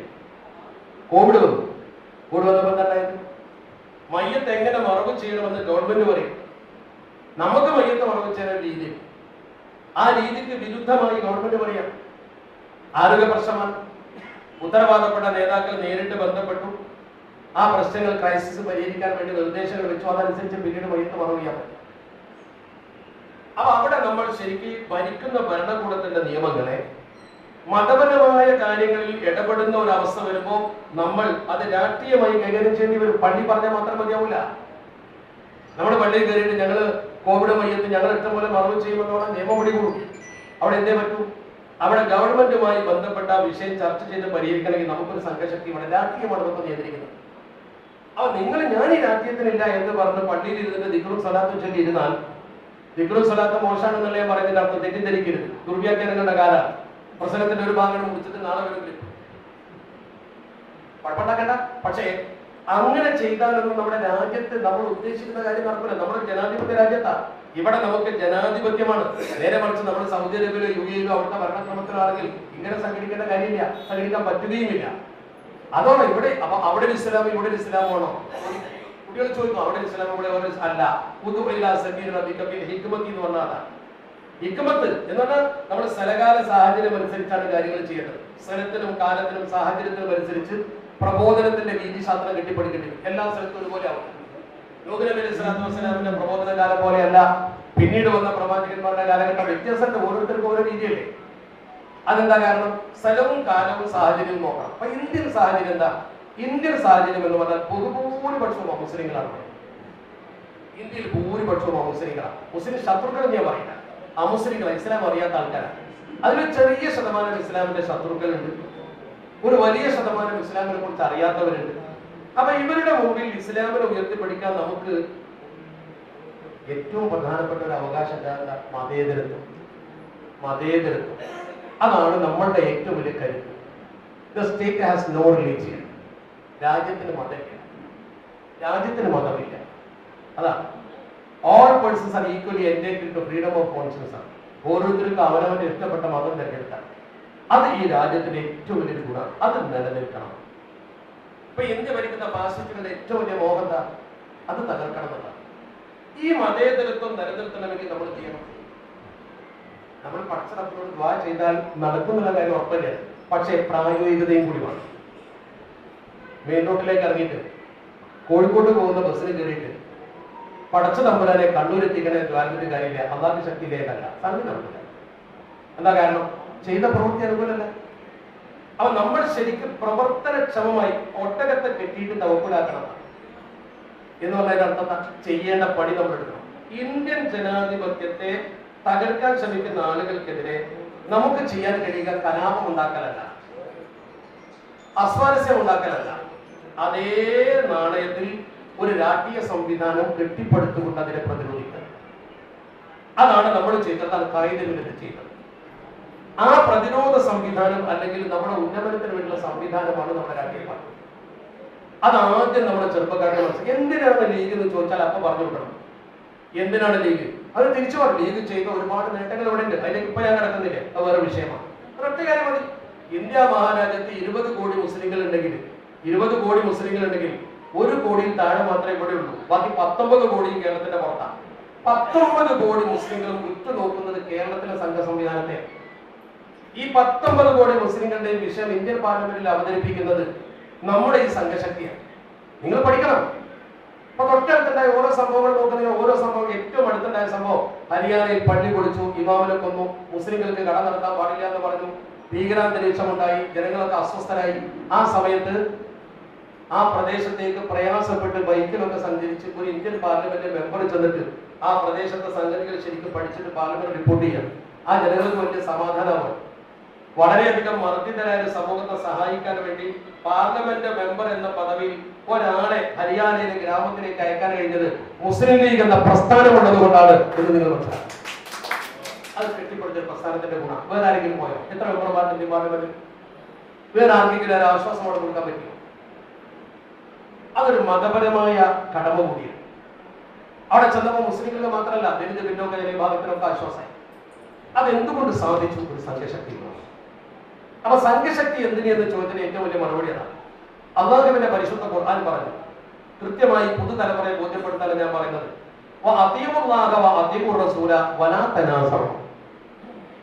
നിങ്ങൾ അല്ലാഹുവിനെയും അനുസരിക്കണം, അല്ലാഹുവിന്റെ പരിശുദ്ധ പ്രവാചകനെയും അനുസരിക്കണം. വലാ തനാസറു, നിങ്ങൾ ഭിന്നിച്ചു പോകരുത്, നിങ്ങൾ ചിതറിപ്പോകരുത്, നിങ്ങൾ പല തട്ടുകളാവരുത്. അങ്ങനെ ആയാൽ എന്താണ് എന്ന് അല്ലാഹുവാണ് പറയുന്നത്. നമ്മുടെ പടച്ച തമ്പുരാൻ അല്ലാഹു പറയുന്നു, നിങ്ങൾ ദുർബലരാകും. നിങ്ങൾ ദുർബലരാകും. ബലമില്ലാത്തവരല്ല മുസ്ലിങ്ങൾ. നിങ്ങൾ ദുർബലരാകുമെന്ന് മാത്രം നിങ്ങൾ ഭീരുക്കളാകും, അല്ലെങ്കിൽ ദുർബലരാകും. നിങ്ങളെ കാറ്റുപോകും. പച്ച മലയാളം പറഞ്ഞാൽ പേരും ചൂരും പോകും. നിങ്ങൾ ഒന്നുമല്ല. അപ്പൊ നിങ്ങൾ ഭിന്നിക്കാതെ ഒറ്റക്കെട്ടായി നിൽക്കണം. എന്നിട്ട് പറയുന്നു വസ്ബിറു, നിങ്ങൾ ക്ഷമിക്കണം. കണ്ടോ, അവിടെയാണ് പറഞ്ഞത് ഇന്നല്ലാഹ മഅസ്സാബിർ. ആ ആയത്തൊന്ന് ശരിക്കും അനാലിസിസ് ചെയ്യണം. എന്താ പറഞ്ഞത്? യാ അയ്യുഹല്ലദീന ആമനൂ, ശരിക്കും വിശ്വാസം അല്ലാഹുവിൽ എങ്കിൽ നിങ്ങൾ ചെയ്യേണ്ടത് എന്താ? നിങ്ങൾ വിശ്വാസികളാണെങ്കിൽ അത്തീഉല്ലാഹ, അല്ലാഹുവിനെ ശരിക്കും അനുസരിക്കുക. വഅതീഉർ റസൂല, പ്രവാചകനെ അനുസരിക്കുക. ദീന് കൊണ്ട് നടക്കുക. മുസ്ലിം ലീഗുകാരനാണെന്ന് പറഞ്ഞിട്ട് കാര്യമില്ല, ദീന് വേണം കയ്യിൽ. അമുസ്ലിമായ മനുഷ്യൻ അവന്റെ മതമനുസരിച്ചോണ്ട് കുഴപ്പമില്ല, അവരോട് ദീനിന്റെ തെക്കിലീഫില്ലല്ലോ. നമ്മളോട് ദീനിന്റെ തെക്കിലീഫുണ്ട്. അപ്പൊ പാർട്ടിക്കാരനാണെന്ന് വിചാരിച്ചിട്ട് ദീനിന്റെ പുറത്തല്ല. കൃത്യമായി നിസ്കരിക്കുക, ഇസ്ലാമിന്റെ ചട്ടവട്ടങ്ങൾ കൊണ്ടു നടക്കുക. അതുകൊണ്ട് ആർക്കും ഒരു വിദ്വേഷം ഉണ്ടാവില്ല. എല്ലാവരും അങ്ങനെയാണ്. ദീന് ശരിക്കും കൊണ്ടു നടന്ന മൗലാന മുഹമ്മദ് അലി ലണ്ടനിലെ പാർലമെന്റിൽ പോയിട്ട് സമയമായപ്പോൾ മുസ്ലിം വിളിച്ച് പാർലമെന്റിന്റെ കോണിൽ നിസ്കരിച്ചല്ലോ. അവർക്ക് വലിയ മതിപ്പുണ്ടായില്ല അദ്ദേഹത്തോട്. ആ വ്യക്തിയുടെ ഇസ്ലാമികമായ സ്പിരിറ്റ് അവർക്ക് മതിപ്പുണ്ടാക്കിയത്. നിങ്ങൾ ശരിക്കും ഒരു മുസ്ലിമായി ജീവിച്ചു ഏതാ മുസ്ലിമിനെ നിങ്ങളോട് മതിപ്പായിരിക്കും. നമ്മുടെ ദീന് കൊണ്ടു നടന്നാൽ എല്ലാവരും നമ്മൾ അംഗീകരിക്കും. ദീന് കൈയൊഴിക്കുമ്പോഴും, നമ്മൾ മദ്യപാനിയാകുമ്പോഴും, നമ്മൾ പ്രശ്നക്കാരനാകുമ്പോഴും, നമ്മൾ വൃത്തികേട് ചെയ്യുന്നവനാകുമ്പോഴും നമ്മളെ കുറിച്ച് അവർ മതിപ്പ് പോകും. നല്ല മതബോധമുള്ള ഒരാളെ ഏതൊരാളും അംഗീകരിക്കും. മൗലാന മുഹമ്മദ് അലി മരിച്ചപ്പോ അദ്ദേഹം ഇന്ത്യയിലേക്ക് എന്നെ കൊണ്ടുപോകണ്ട എന്ന് പറഞ്ഞപ്പോ അദ്ദേഹത്തിന്റെ മയ്യത്ത് കൊണ്ടുപോയി നിന്നോട്ട ബൈത്തുൽ മുഖദ്ദസിലേക്ക് ഒരു പ്രത്യേക ഫ്ലൈറ്റ് ഏർപ്പെടുത്തി ബൈത്തുൽ മുഖദ്ദസിൽ കൊണ്ടുപോയി ബൈത്തുൽ മുഖദ്ദസിന്റെ മുമ്പിലാണ് അദ്ദേഹം ഉറമാടിയിട്ടുള്ളത്. അവിടെ എഴുതി വെച്ചിരിക്കുന്ന മൗലാന മുഹമ്മദ് അലി മുജാഹിദുൽ അഅ്ലം എന്ന് എഴുതി വെച്ച മൗലാന മുഹമ്മദ് അലി ഹിന്ദി എന്ന് എഴുതിയിട്ടുള്ളത്. ഇന്ത്യക്കാരനായ മൗലാന മുഹമ്മദ് അലി ബോർഡ് വെച്ചിട്ടാണ്. എന്താ കാരണം? അദ്ദേഹത്തിന്റെ പ്രാധാന്യതയാണ്. എന്താണ് ആ പ്രാധാന്യത? അയാൾ ശരിക്കും ദീനിയായി ജീവിച്ചപ്പോ അയാൾക്ക് അംഗീകാരം കിട്ടി.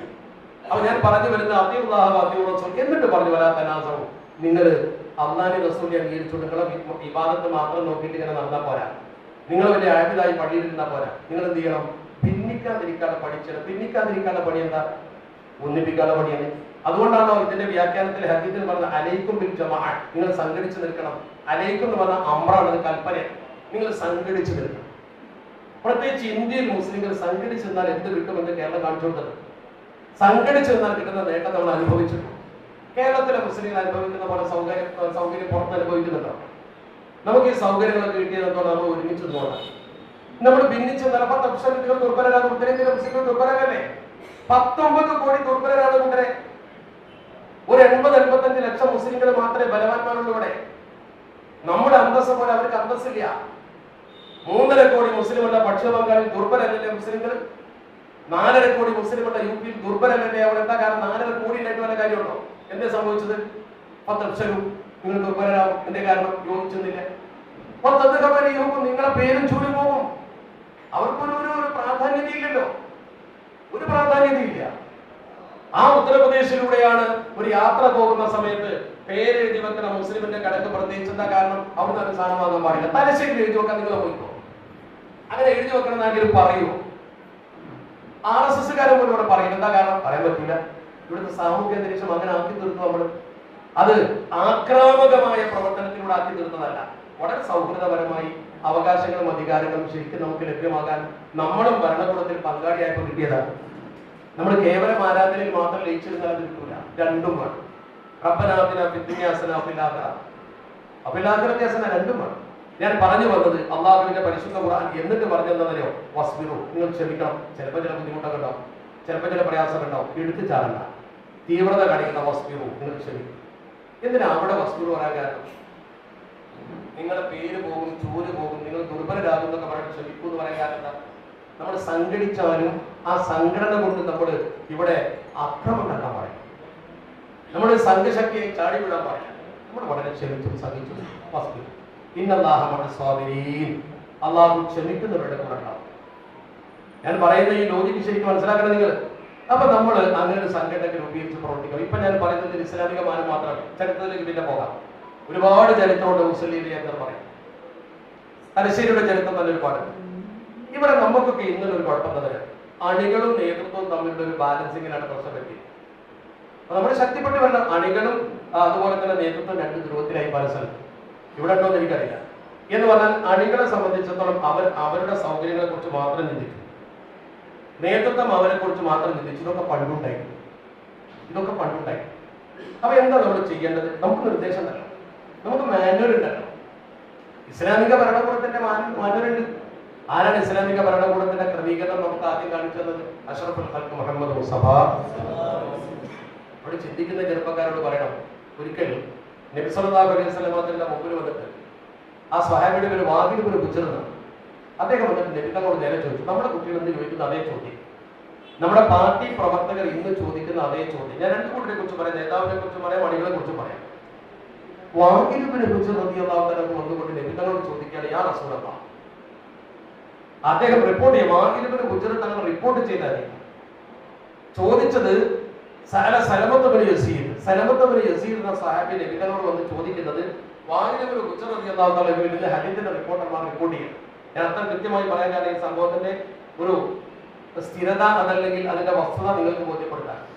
അങ്ങനെ വാങ്ങിലിബിനെ കുറിച്ച് റളിയല്ലാഹു അൻഹുവിൽ നിന്നും സലമത്ത് ബിൻ യസീദ് റളിയല്ലാഹു അൻഹു ഉദ്ധരിക്കുന്നത്, യാ നബി അല്ലാഹ്, നേരെ വന്നിട്ട് നബി തങ്ങൾ ഇരിക്കുമ്പോൾ നബി തങ്ങളോട് ചോദിക്കുക, അള്ളാഹുവിന്റെ പരിശുദ്ധ ഹബീബ് അഷ്റഫുൽ ഖൽഖ് മുഹമ്മദ് മുസ്തഫ സല്ലല്ലാഹു അലൈഹി വസല്ലം തങ്ങളോട് ചോദിക്കുക, അറഅയ്ത ഇൻ കാമത് അലൈനാ ഉമറാഉ യസ്അലുനാ ഹഖ്ഖഹും വയംനഉനാ ഹഖ്ഖനാ. എന്താ ഈ പറഞ്ഞതിന്റെ അർത്ഥം? അതിന്റെ നേരെ മലയാളം നബി സംശയം ചോദിച്ചതാണ്. ഞങ്ങളുടെ നേതാക്കൾ വന്നിട്ട് ഞങ്ങളോട് അവരുടെ അവകാശങ്ങളൊക്കെ ചോദിക്കുന്നു, ഞങ്ങളത് ചെയ്യും.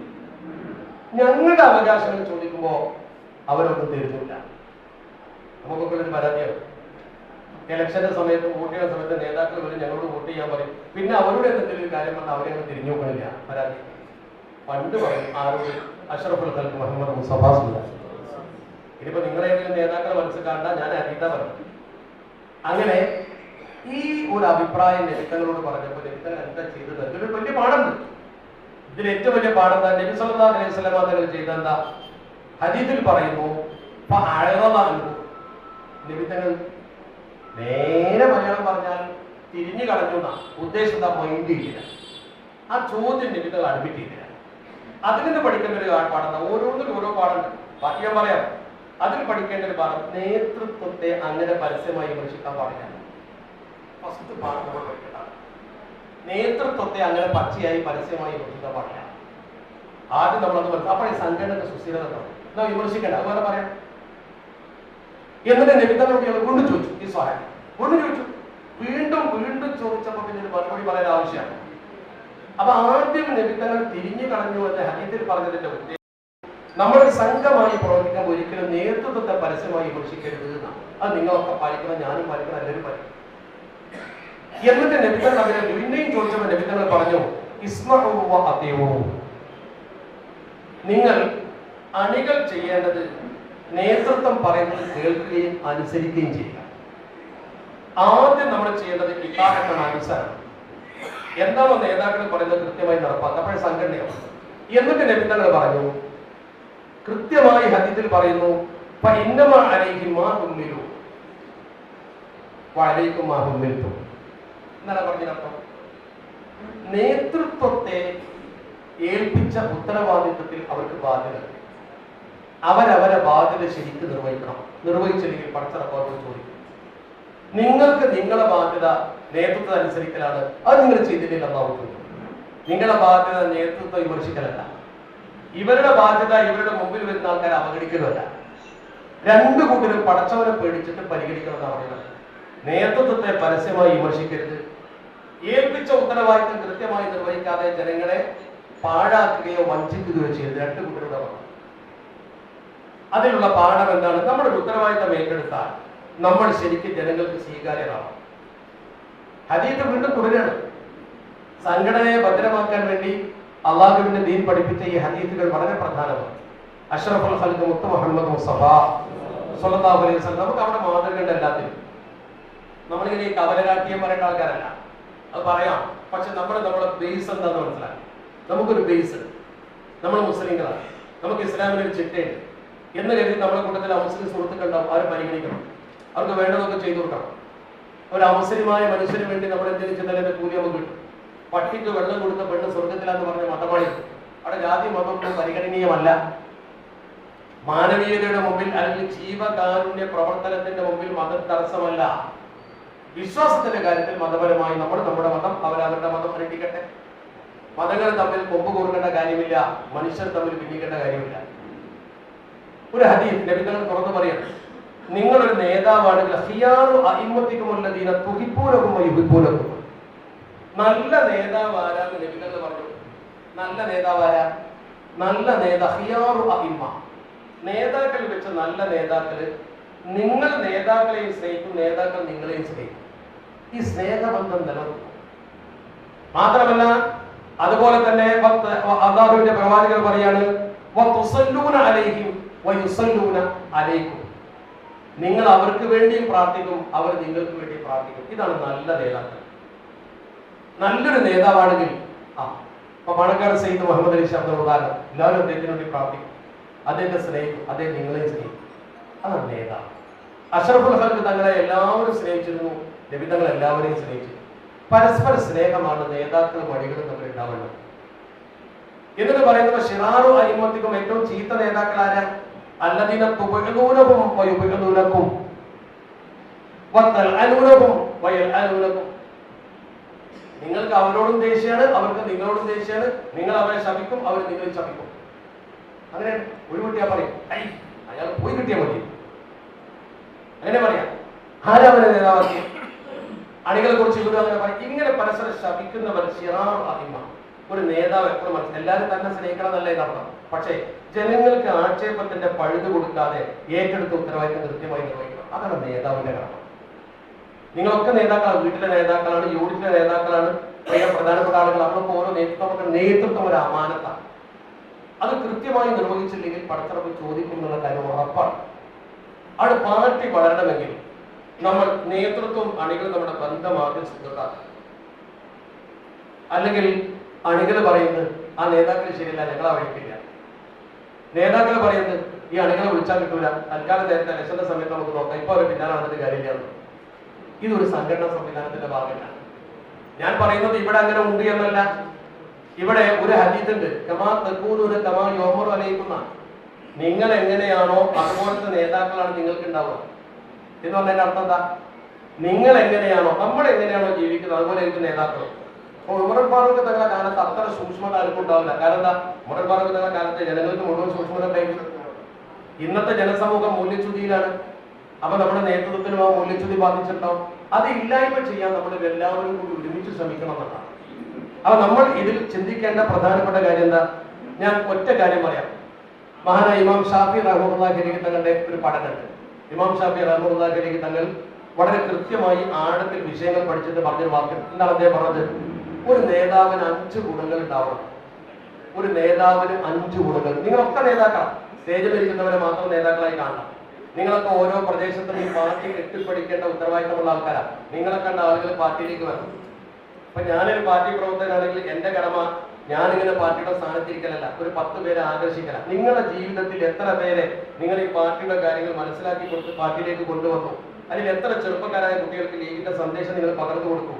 ഈ പ്രവർത്തനം നിങ്ങൾ നടക്കപ്പെടാനുള്ള പാർട്ടി വികസിക്കുന്നത്.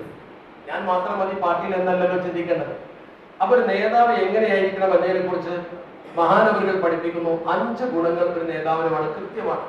1 സിദ്ഖുല്ലഹിന, സത്യസന്ധത. കൃത്യമായി സത്യസന്ധമായിരിക്കണം. നേരെ വാ നേരെ പോ എന്ന് പറഞ്ഞാൽ കോട്ടക്കാരല്ല. ഒരു കാര്യം നമ്മൾ ചെയ്യുമ്പോൾ കൃത്യം സത്യസന്ധത പുറത്ത് ഒരിക്കലും വഞ്ചന കാണിക്കരുത്, ഒരു നിരക്ക് വഞ്ചന കാണിക്കരുത്. ഒരു വിഷയത്തിൽ നമ്മൾ ഇടപെടുമ്പോൾ ശരിക്ക് ഇതിനെക്കുറിച്ച് പറഞ്ഞ ഭാഗത്ത് അതിന്റെ വ്യാഖ്യാനത്തിൽ മഹാന്മാർ പറഞ്ഞിട്ടുണ്ട്, വിശ്വാസത്തോട് യോജിച്ചതും സംഭവത്തോട് എതിർത്തതുമായ കാര്യങ്ങൾ. വസ്തുതകളോട് എതിരാ, വിശ്വാസത്തിന് അനുകൂല. ഉദാഹരണം എങ്ങനെ? ഒരാളെ കുറിച്ച് എന്തെങ്കിലും മോശമായ വാക്ക് കേട്ടു, ആ വാക്ക് ഇയാളെ സംബന്ധിച്ചിടത്തോളം അയാൾ എന്നെ ഒന്നും അന്വേഷിച്ചിട്ടില്ല, അതിന്റെ സത്യം എന്താണെന്നറിയില്ല, ഒന്നും അറിഞ്ഞില്ല. അദ്ദേഹം അതന്നെ പരത്തി ആളുകളോട് പറയാൻ, അതെന്താ വസ്തുത എന്ന് പറയുന്ന മൂപ്പർ അന്വേഷിച്ചില്ല, പക്ഷെ മദ്യപിക്കുന്നു എന്ന് പറഞ്ഞു. അതിന് എതിർക്കൽ ഇസ്ലാമിന്റെ കടമയല്ലേ? അപ്പം സംഭവം വിശ്വാസപരമാണ്, പക്ഷേ വസ്തുതാപരമല്ല. തെറ്റാണത്. അതുപോലെ തന്നെ ചിലതെങ്ങനെയായിരിക്കും, വിശ്വാസപരമാവില്ല, വസ്തുതാപരമായിരിക്കും. അപ്പൊ വസ്തുതാപരമായ കാര്യം നമ്മുടെ വിശ്വാസത്തിന് അനുകൂലമല്ലാത്തൊരു കാര്യം പ്രചരിപ്പിക്കാൻ പാടില്ലല്ലോ. നമ്മൾ ഊഹങ്ങൾ കേട്ടു, അത് ഊഹങ്ങൾ പറയാൻ പാടില്ലല്ലോ. ഇങ്ങനെ ഓരോ അപ്പൊ ശരിക്കും നമ്മുടെ വിഷയം പറയുമ്പോൾ വിശ്വാസപരമായും വസ്തുതാപരമായും അത് ശരിയായിരിക്കും. അങ്ങനെ മഹാന്മാർ രേഖപ്പെടുത്തിയിട്ടുണ്ട്, കിതാബുകളിൽ അത് കാണാൻ കഴിയും. അങ്ങനെ തന്നെ അതായത് മാ യുഖാലിഫുൽ വാക്യമൽ എഴുത്തിക്കാതെന്ന് പറഞ്ഞു തന്നിട്ട്, അതുപോലെ തന്നെ മാ യുഖാലിഫുൽ എഴുത്തിക്കാതെ യുത്താബിക്കുൽ വാക്യ എന്ന് പറയുന്നുണ്ട്. ഇതൊക്കെ വിശദീകരിക്കുന്നുണ്ട്, ഞാൻ പരത്തി പറയുന്നില്ല. അപ്പൊ ചുരുക്കത്തിൽ നമ്മളൊരു കാര്യം പറയുമ്പോൾ അത് വിശ്വാസത്തിനും വസ്തുതക്കും അനുകൂലമായിരിക്കണം. വസ്തുതാപരമല്ലാത്തത് പറയരുത്, വിശ്വാസത്തിന് യോജിക്കാത്തത് പ്രചരിപ്പിക്കരുത്.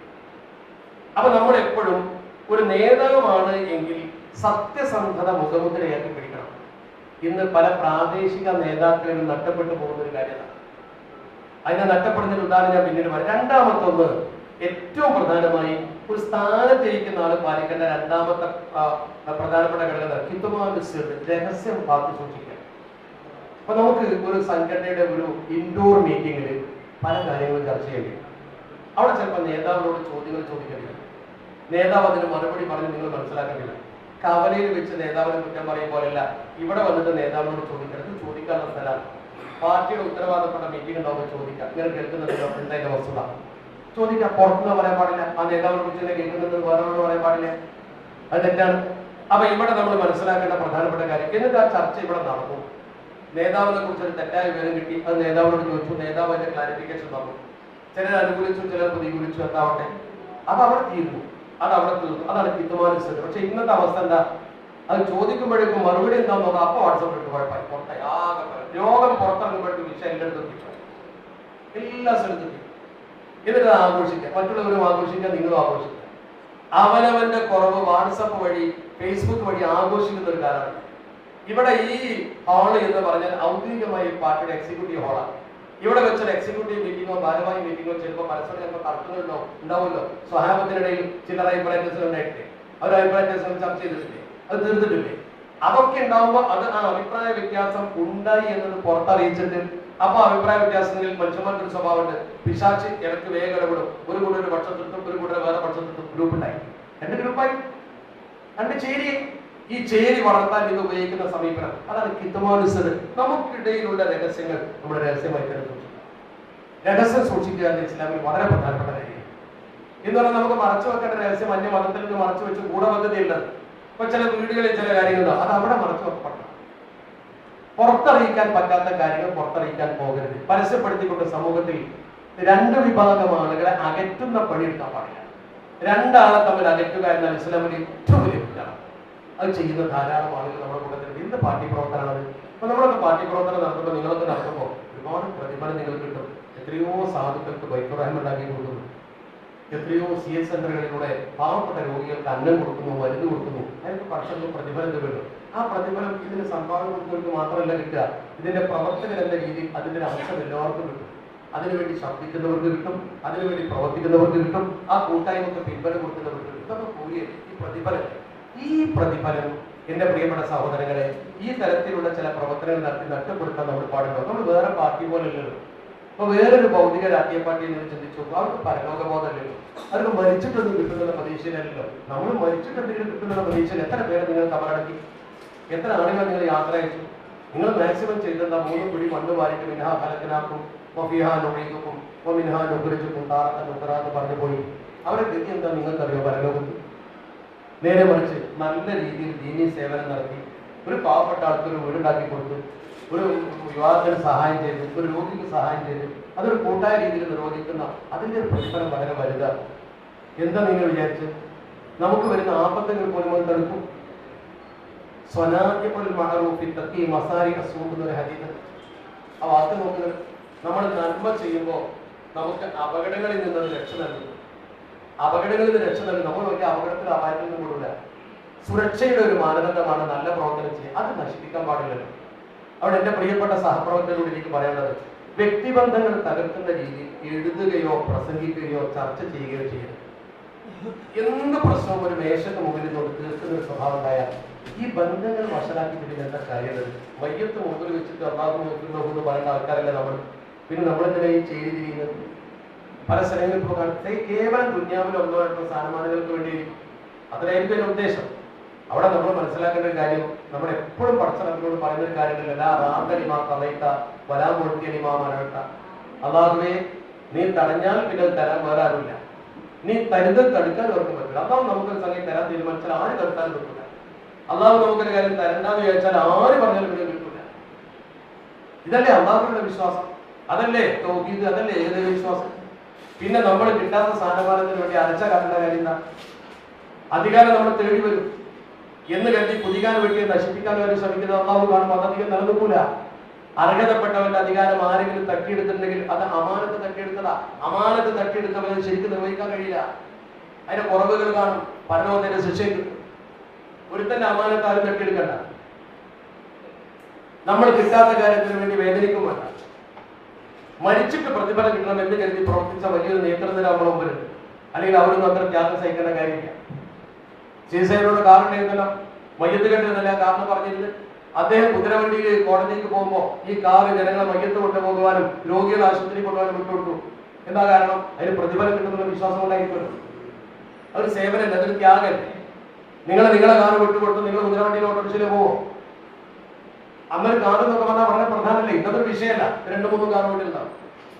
ഞാൻ പറഞ്ഞു വരുന്നത്, മരിച്ചിട്ട് പ്രതിഫലം കിട്ടണം എന്ന് കരുതി ചെയ്യുന്നതും ആർഭാടകരമായി ചെയ്യുന്ന രണ്ട് വ്യത്യാസം. നിന്ന് പ്രവർത്തനം ഒരു ആർഭാടമാക്കരുത്, അല്ലെങ്കിൽ പ്രവർത്തനം ഒരു അലങ്കാരമാക്കരുത്, സ്ഥാനമാനങ്ങളും അലങ്കാരമാക്കരുത്. മൂന്നാമത്തൊന്ന് അൽ വഫാഉ ബിൽ അഹ്ദ്. 5 ഗുണങ്ങളാണ് പറഞ്ഞത്. അൽ വഫാഉ ബിൽ അഹ്ദ്. എന്താ വഫാഉ ബിൽ അഹ്ദ് എന്ന് പറഞ്ഞാൽ? ഏറ്റെടുത്ത ഉത്തരവാദിത്തം നിർവഹിക്കുന്നത് പോലെ തന്നെ പ്രധാനം. പിന്നെ പറയുന്നുണ്ട്, ഈ വഫാഉ ബിൽ അഹ്ദ് എന്നാൽ കരാറ് പാലിക്കുക, വാക്ക് പാലിക്കുക, വാക്കിന് വരണ്ടാവും.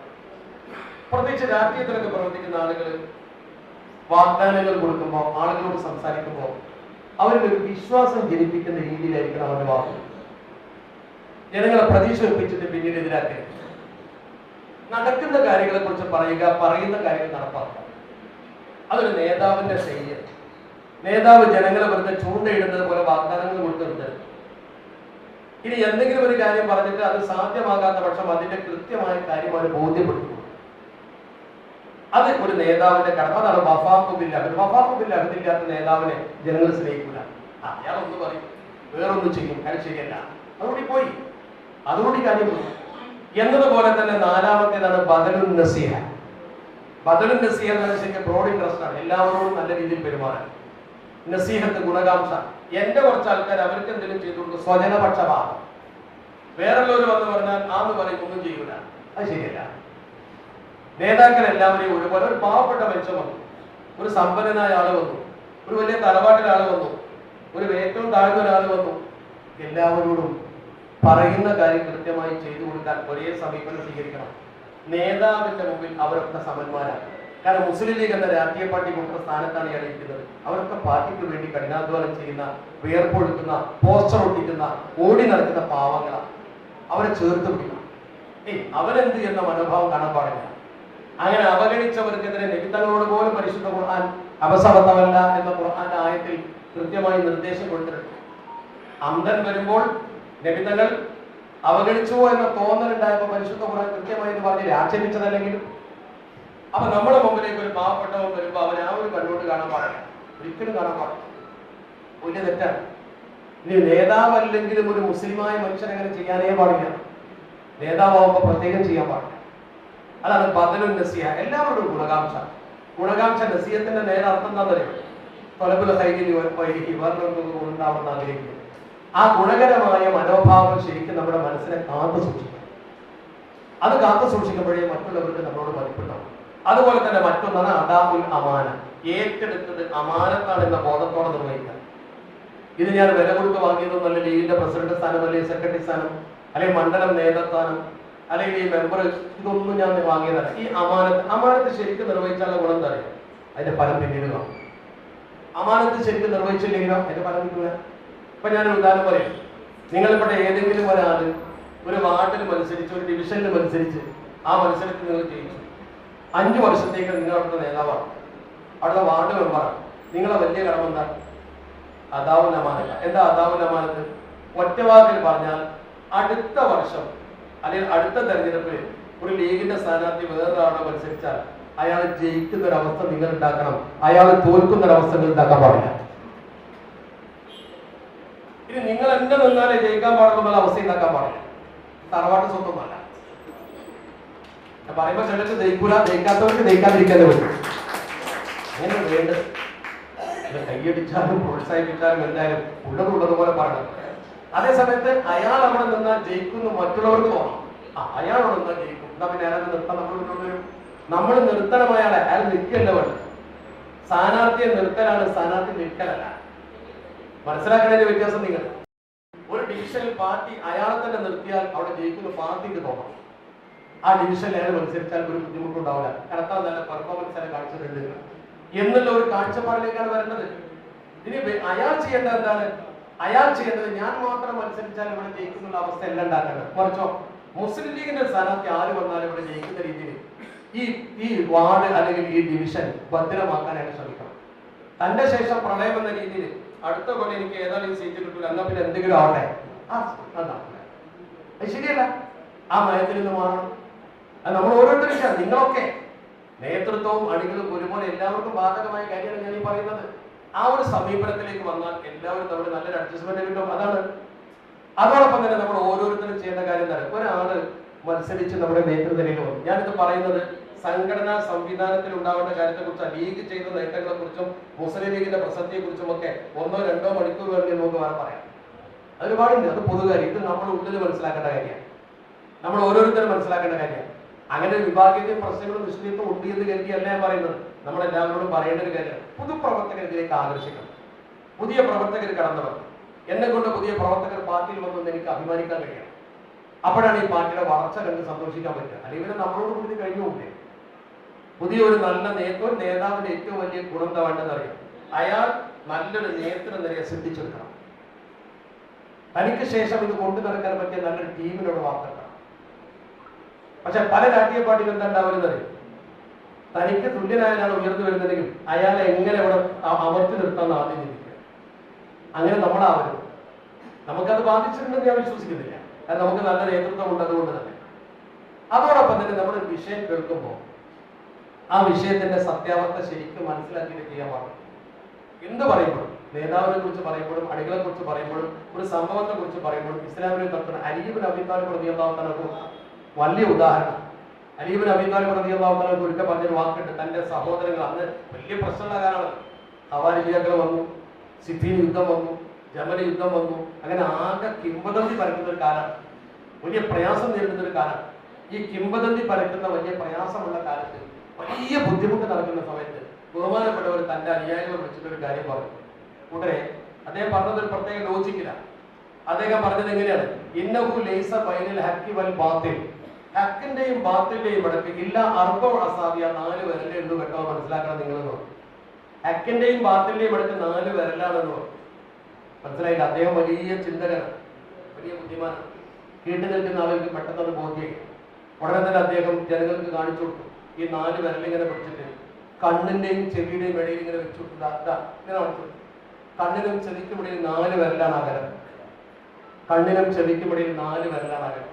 എന്നിട്ട് അദ്ദേഹം പറഞ്ഞു, ഹക്ക് ഹക്ക് എന്ന് പറഞ്ഞാൽ, ഹക്ക് സത്യം എന്ന് പറഞ്ഞാൽ അന്തകൂല റഅയ്തു, ഞാൻ കണ്ടു എന്ന് നീ പറയുമ്പോഴേ സത്യവും. അത് ഞാൻ കണ്ടു, എന്റെ കണ്ണുകൊണ്ട് കണ്ടു, റെഡിയാണ്.